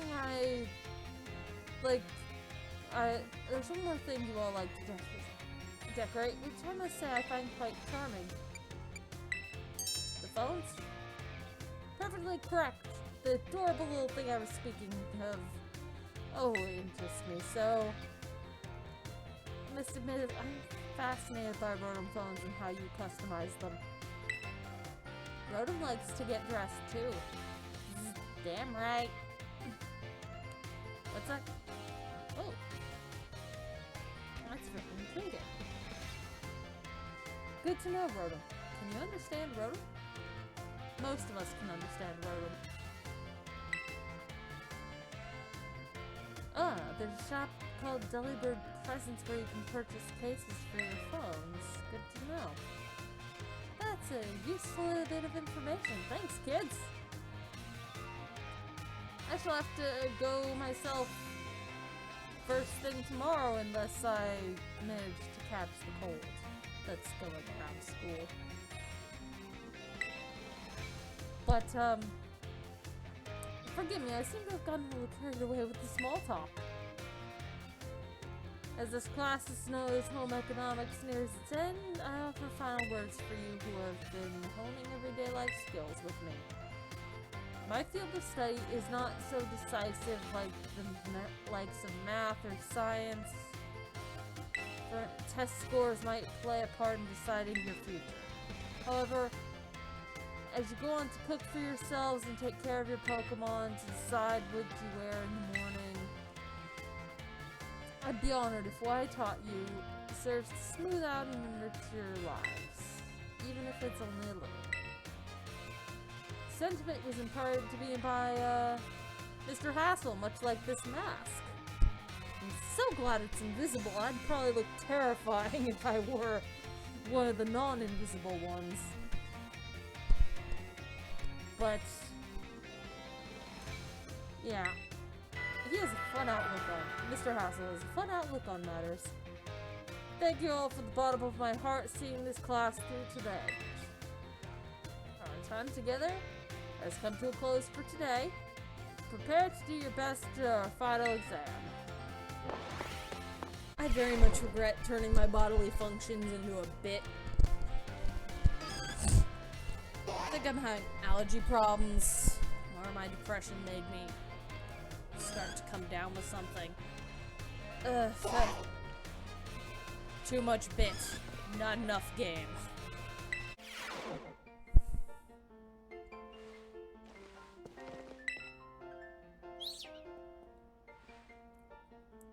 Hey there, come in. Everyone's welcome in the nurse's office. I'm a little overwhelmed right now. I'm exposed to all of everyone's sick. I need to go get one of those masks from the Gengar at the front desk. Oh fuck, it's daytime, he's off duty. Shit. Shit. Okay. That's right, perhaps Mr. Hassel has extras. A lot of the teachers are sick right now, and I keep helping them. But yeah, I have everyone. Oh, good. Hi, Katri. I'm glad you're here. Please tell me you're not sick too. I don't think so. Yeah, I have some good news. You're not gonna believe this, but I passed the health teacher certification exam. I wanted to test out my skills by filling in for Jacques, but the chairwoman wouldn't let me. She wouldn't let anyone fill in. It's stupid. Good job. Thank you so much. I saw you pushing yourself real hard with your treasure hunt, and that's what really inspired me. Of course, most of the credit for my success goes to my hard work. Thanks for giving me the push I needed to keep trying, though. Have 10 max revives. But there's no room to add any new classes this year. Damn chairwoman. So, I guess I'll keep being Nurse Miriam for a little bit. Just you wait, though. I'll be standing in front of the class at this academy before you know it. I'll teach you all that you need to know about health. I bet I'll make a great teacher. I can't wait to see you join my class. Let me check your temperature before you go. Gotta make sure you don't have a fever. If you have a fever, quarantine yourself in either your dorm or go home. We'll get you a flying taxi if you need to go home. I'm good, thanks. Good.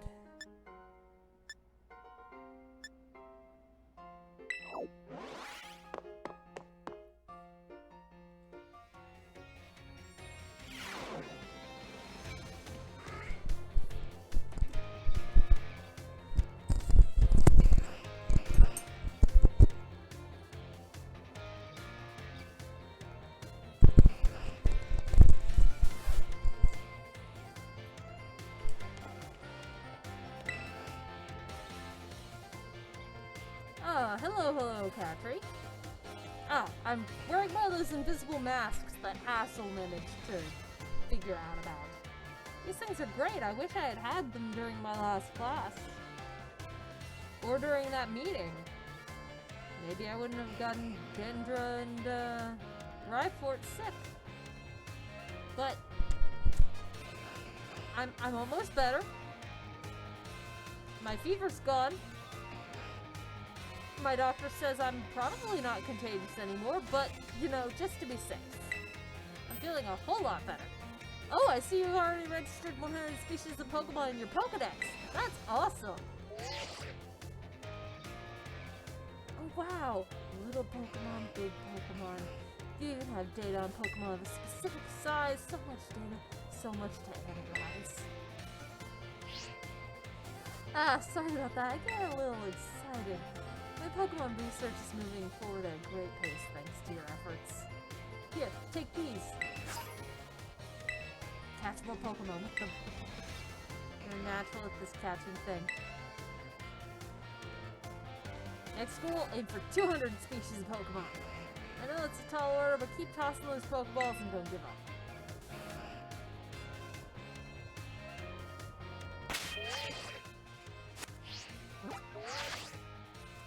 Yeah, nowhere near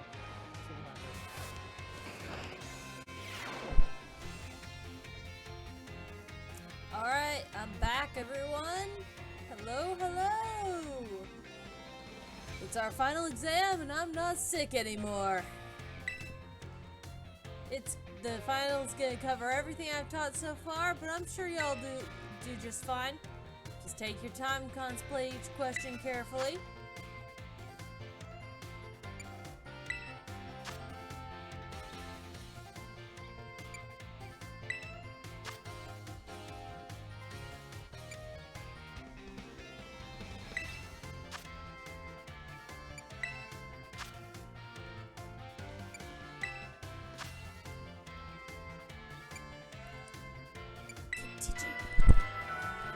Okay, time's up. Whether you like it or not, time's up.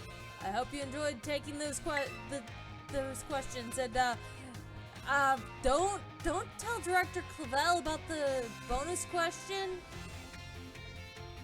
Seriously, no snitches this time. I'll grade these right away. I hope you all looking forward to seeing how you did. Whew.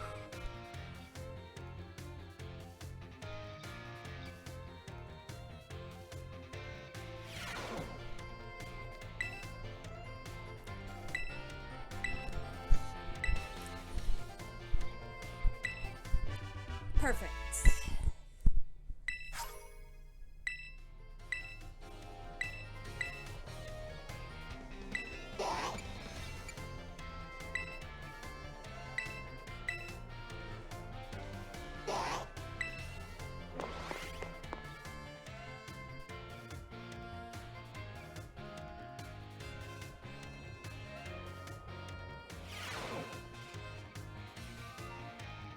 Alright everyone, it's time to begin our final exam! I'm sure the fun experiences you all had in my class will serve as your answer.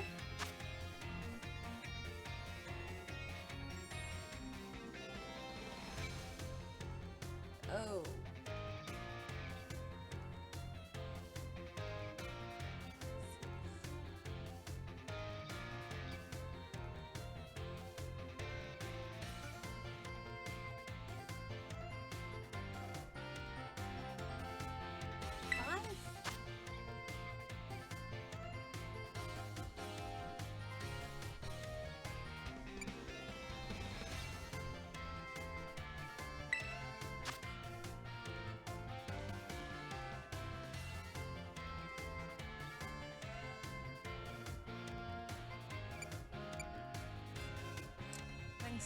Stone Edge has a higher chance.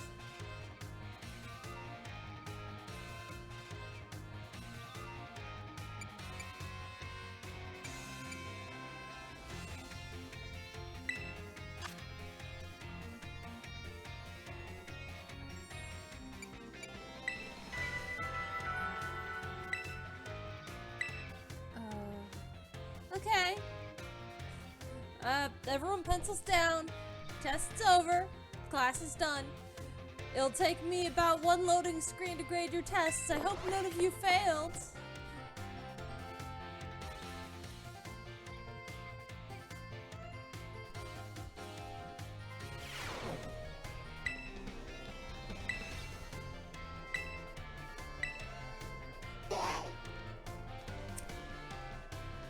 Shit. I passed though.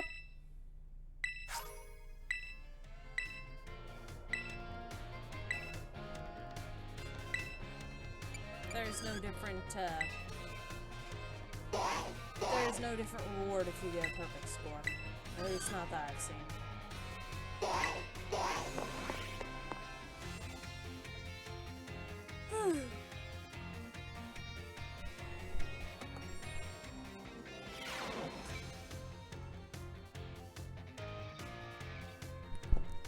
Greetings, my little students. It's time for our final examination. Summon your historical knowledge from the dark recesses of your minds to answer questions.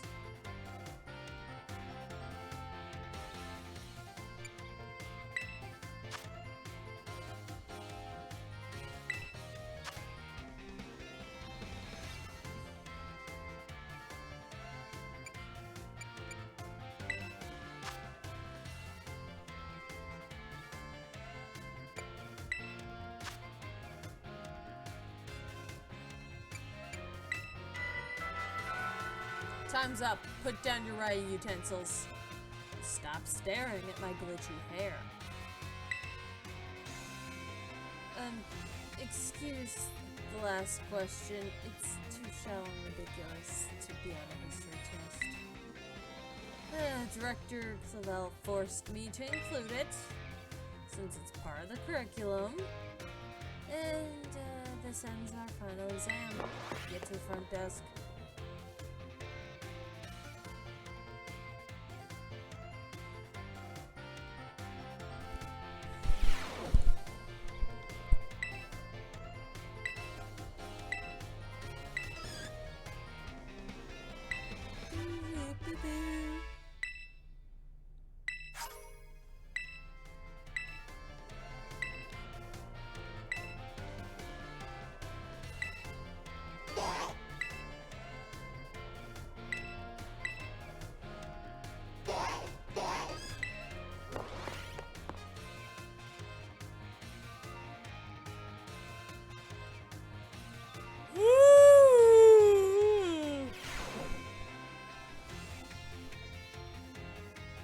Aujourd'hui, today, we take our final exam. Détendez-vous, relax, and do your best. Êtes-vous prêt? Are you ready?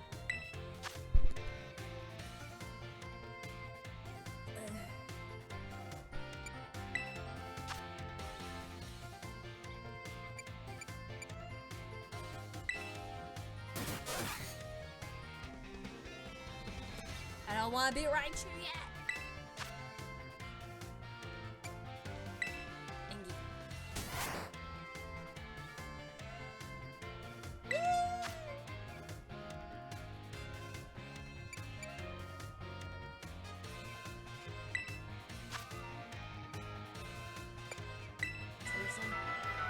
C'est fini.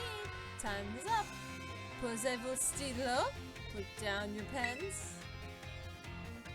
I assume the obligatory dernière question, last question, that is, gave you no trouble. I'm sure you all did great. Bravo, my friends! Get your scores. Pardon me. Get your scores from the front desk. It'll take me about one loading screen to grade them.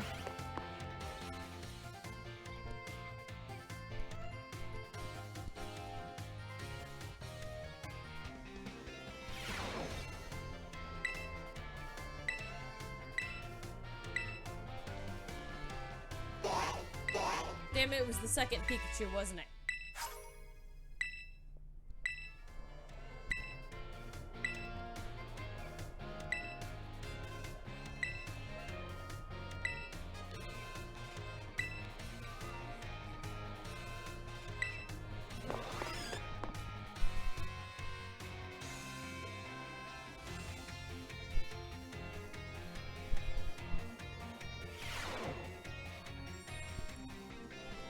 Finally game day! Today is our final exam, and I am feeling so much better. So much better. So much better. All of the staff that had got Mr. Jacques' cold, we are all better now. Time to put your game faces on and do battle with those test sheets.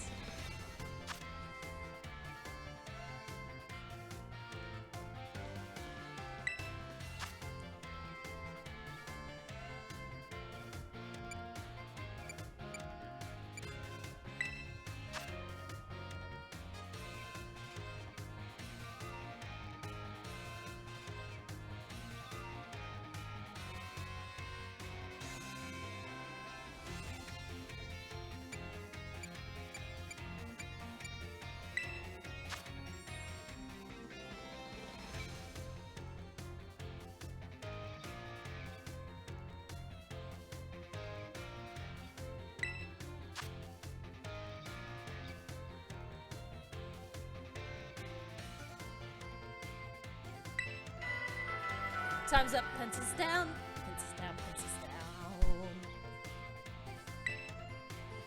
Saw you give everything you got. I'm sure you all got perfect scores. It'll take me about one loading screen to grade this test, and you all pass this test, you'll officially be battle masters. Now, go ask for your scores at the desk.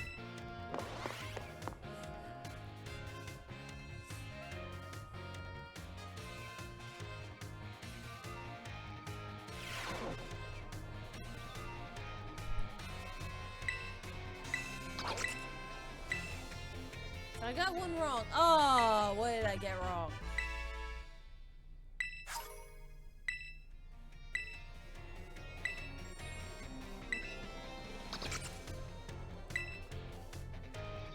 Art time, art time.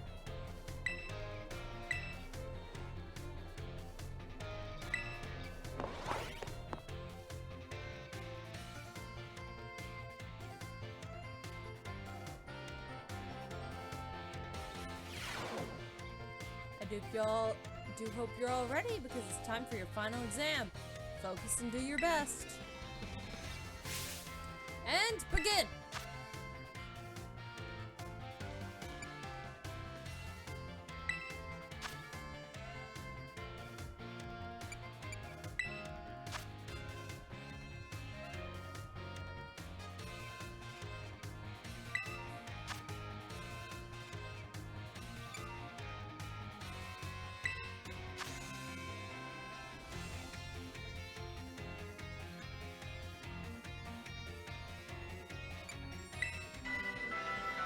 Time's up.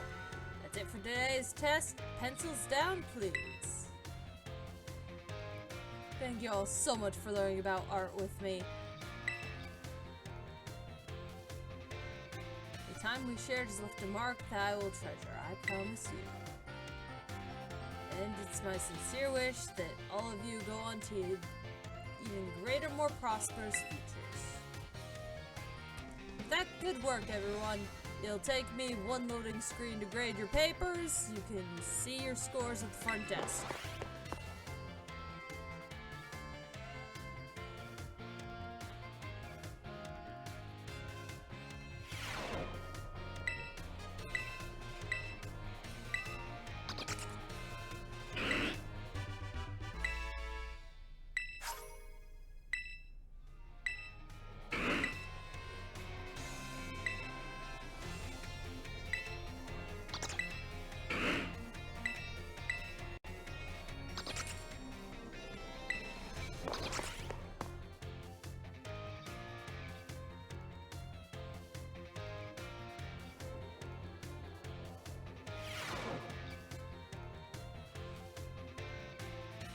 Time has come to test how well all of you have learned in my class.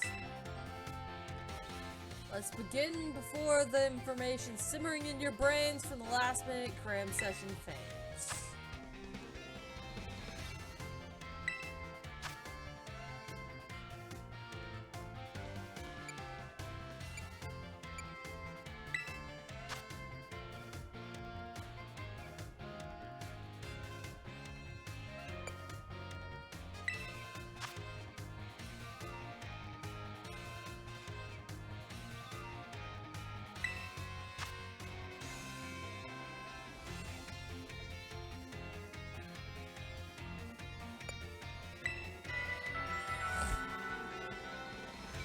Time for answering questions has come to an end. Stop writing. I made the questions a little easier than I'd planned to as a way of saying thank you for informing me about the Rotom phone cases. My Rotom phone is no longer naked. He is very happy. I trust that you all give this exam everything you had and will not have to retake it. Remember to ask for your scores at the front desk before leaving. It'll take me a loading screen to get them graded.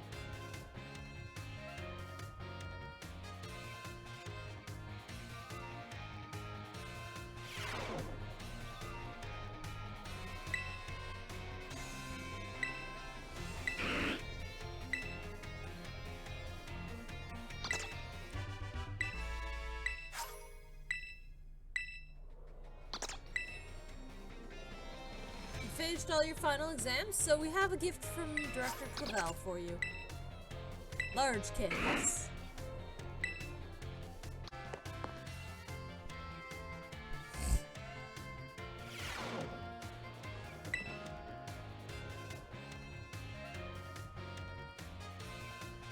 Master Catry, about the matter which I need your help.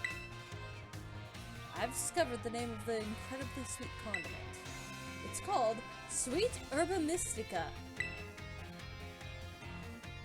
If you should find it during the course of your treasure hunt, I would be grateful if you would share some with me. Yeah, that's problematic.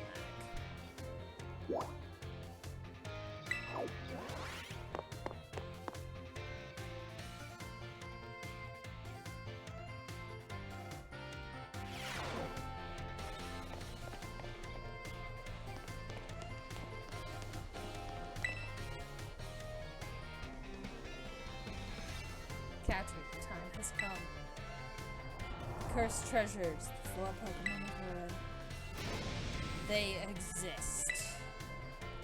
And I stumbled upon the truth in the newspaper of all places. An interview piece with a carpenter, no less. Pokemon wielders apparently use sacred stakes to seal these treasures of ruin in shrines. There's a separate shrine for each of the 4 Pokemon, and 8 stakes driven into the ground in areas surrounding each shrine to keep the power of ruin at bay.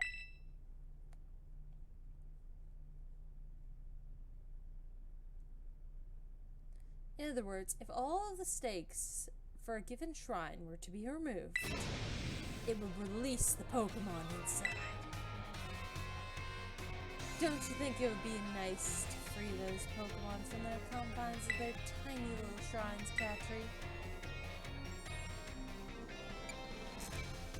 I mean, yeah, releasing them is fine, but you're sus. A kind soul, I see. You're proving truly useful. According to a descendant of the Pokemon wielders in the story, you must have a bond with the Pokemon in order to remove the stakes. I'm sure someone as Pokemon savvy as yourself would have no trouble at all with that task. You can choose yourself whether to believe me or not, but I will mark the locations of these shrines on your map.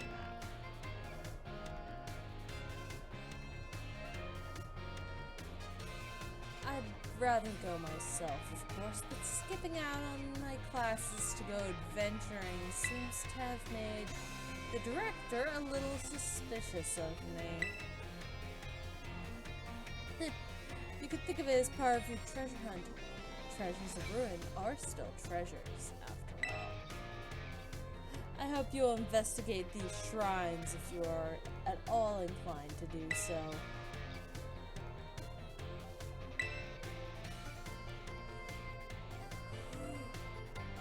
Yeah, I'm not doing that.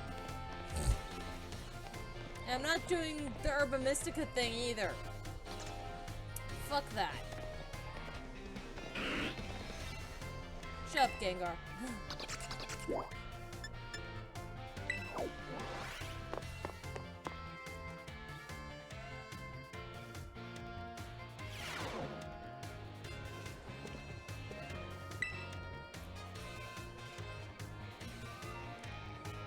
Asuna Kid! You here to do a little shopping? No, I heard you were here and I want to know what the fuck you think you're doing. So you came to see me, did ya? Did ya? I'm here to check out the sandwiches they've got for sale. School store sandwiches taste great and have excellent nutritional balance, too. What happened to your intensive training? I guess I'm just not used to that yet. Although all of that training wore me out. I achieved my goal anyway, so I'm gonna take a break from sandwich making for a bit. Oh, right. I didn't tell you what my goal was. I wanted to pay Nurse Miriam back for everything she does for me. It is my way of saying thanks. She's so nice and skilled at what she does. I really look up to her. I wanted to try sandwich making so I could be skilled at doing something for other people, like she is. But I'm just not cut out for that. What I am cut out for, though, is being full of energy. So I decided to focus on that instead. I'm so glad that he gave me coffee privileges back. Like I said in class, I think people in Pokemon should make their stronger points stronger. You really helped me out, the new kid. Take this as one thing, thanks. Why did I yawn? I'm not tired. My name is Catry, by the way. I have a name. Alright, what should I go with today to get my protein in?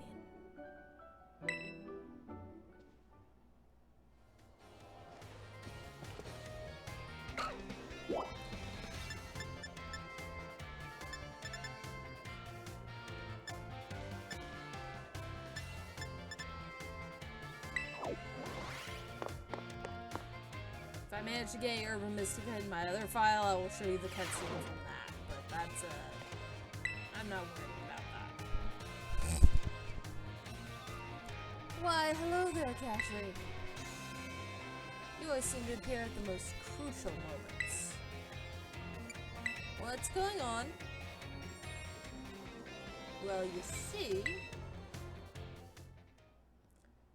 Master Hassel, I'm here to collect you. So I see.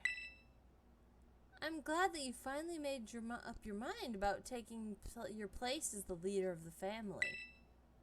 Well, it is indeed true that I've made up my mind. I've made up my mind to continue teaching here at the academy. How could you? Are you saying you don't care what happens to our proud lineage? I'm saying that I have other priorities. Have a look at the art decorating this room, would you?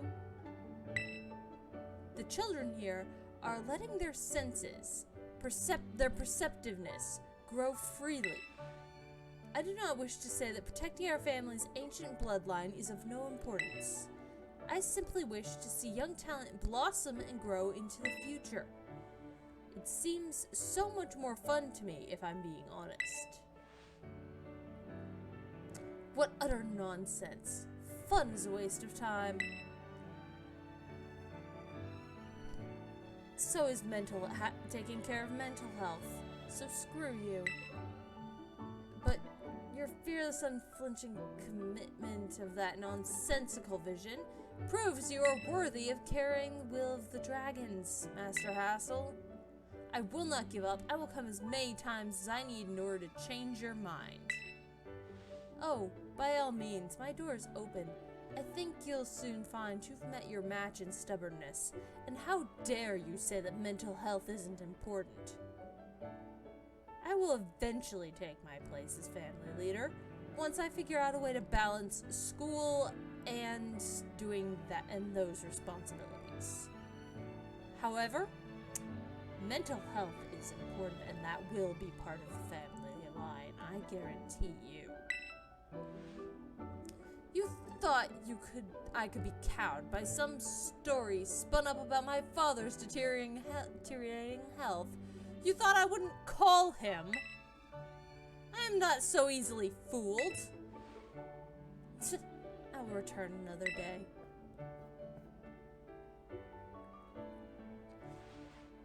Sorry you had to see all of that. I was so close to resigning my post as teacher and returning to my home. But the students here gave me courage to say no. That includes you, Catry. Your words truly brought me strength. I cannot think of a way that I could possibly repay my debt to you young ones. So, have some tarot cards.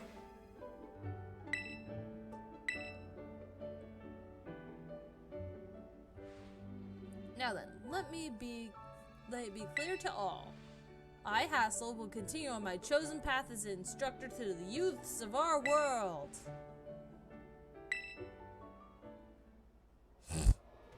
Hooray. What was that sniffle there, Hassel? I'm trying just not to cry. Okay, already talked to him, can't do that. I don't think I'm gonna be able to do that one, but we'll see.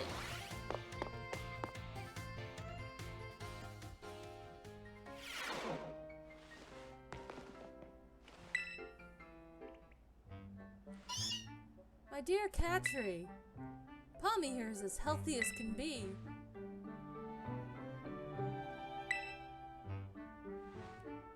Well, it seems being quiet is simply a part of this one's personality, but it's hard for a Pokemon to communicate with its fellows without speaking up.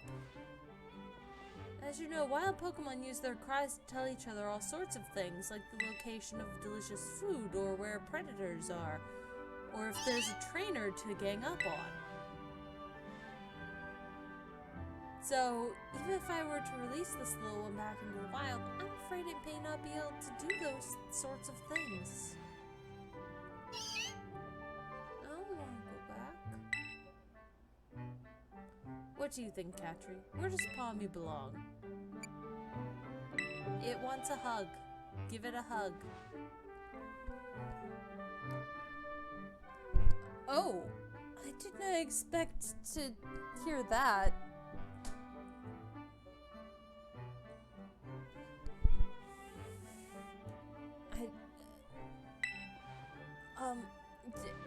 Do you really think I should give it a hug? Would that... It wants to stay with me and have hug? I was so focused on getting it back in good health so that I could return it to the wild that I didn't even consider that possibility. What do you think about the idea, my little Pommy friend? Hug! Give hug! I stay, I give hug. It spoke at last!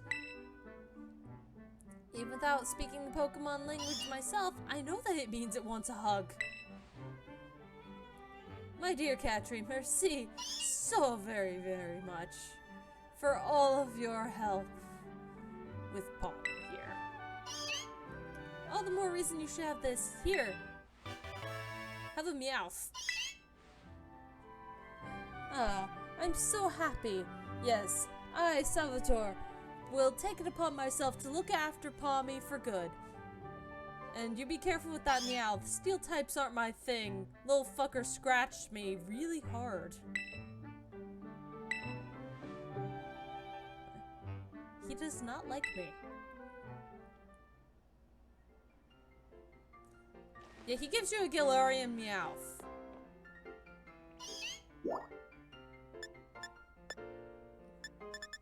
Alright. I'm gonna save.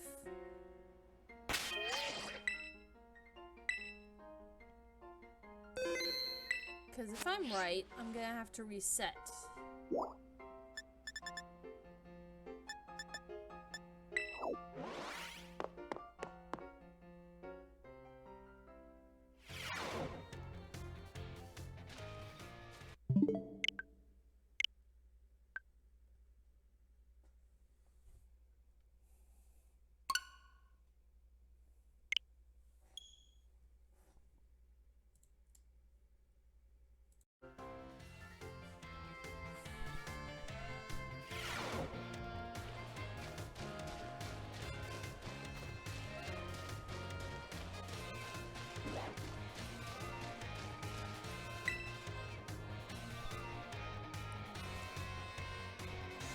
Catry, help me keep an eye out, would you?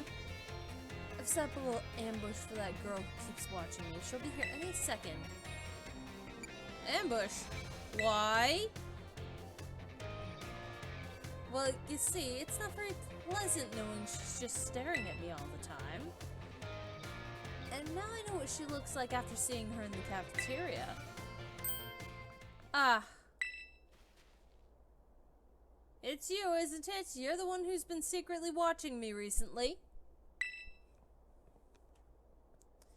Time, how did you know I...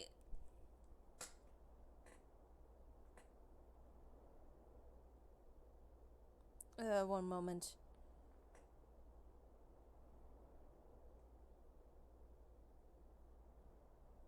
Okay.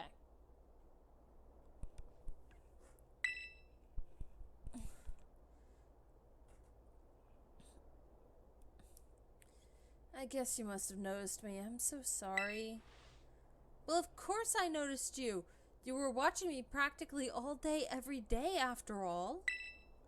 I assume there's something you want to ask me? Yes, I do. I've been a huge fan of yours since your time as a gym leader, and I love rock-type moves so very much. Oh my. But you suddenly retired from your post as a gym leader a year and a half ago. Why did you quit? My goodness, is that all you wanted to ask? Yes, your reason for retiring was never made public. But it's well known among the students here that you just avoid the question anytime it's asked. I thought it would be rude to ask you a question that you don't want to answer, so I couldn't just find the courage to ask. So that's why your gaze felt so very intense. I see. Forgive me. So, very intense? Ah, never mind that. As for the reason why I retired as a gym leader, I simply wanted to focus more on my job as a teacher. It's not that I disliked being a gym leader or anything of that sort. Quite the contrary.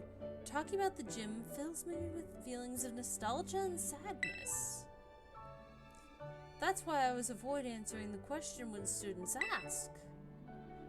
Oh, I see. Do you have any plans of becoming a gym leader again? No, I'm afraid I don't plan to do so.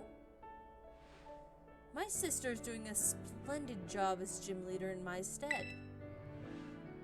Personally, I find being a teacher the most enjoyable thing these days. But since I am in fact your teacher, I would appreciate if you would call me Miss Time, as students do, not just Time. Okay, I'm sad to hear that, but I understand. Thanks so much, Miss Time. Well, I suppose that solves the mystery.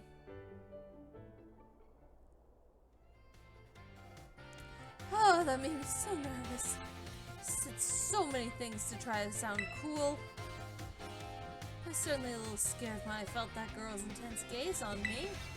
But having you here with me to allow me to do what I needed and face what turned out to only be one of my biggest fans.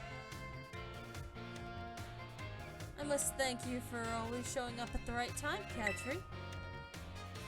Allow me to show you my appreciation. A little. I hope these help on your adventure. Have some terror shards.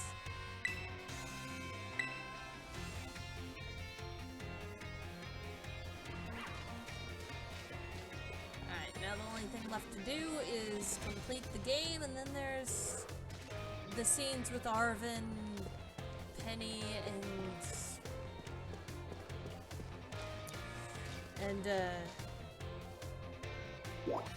Nimona.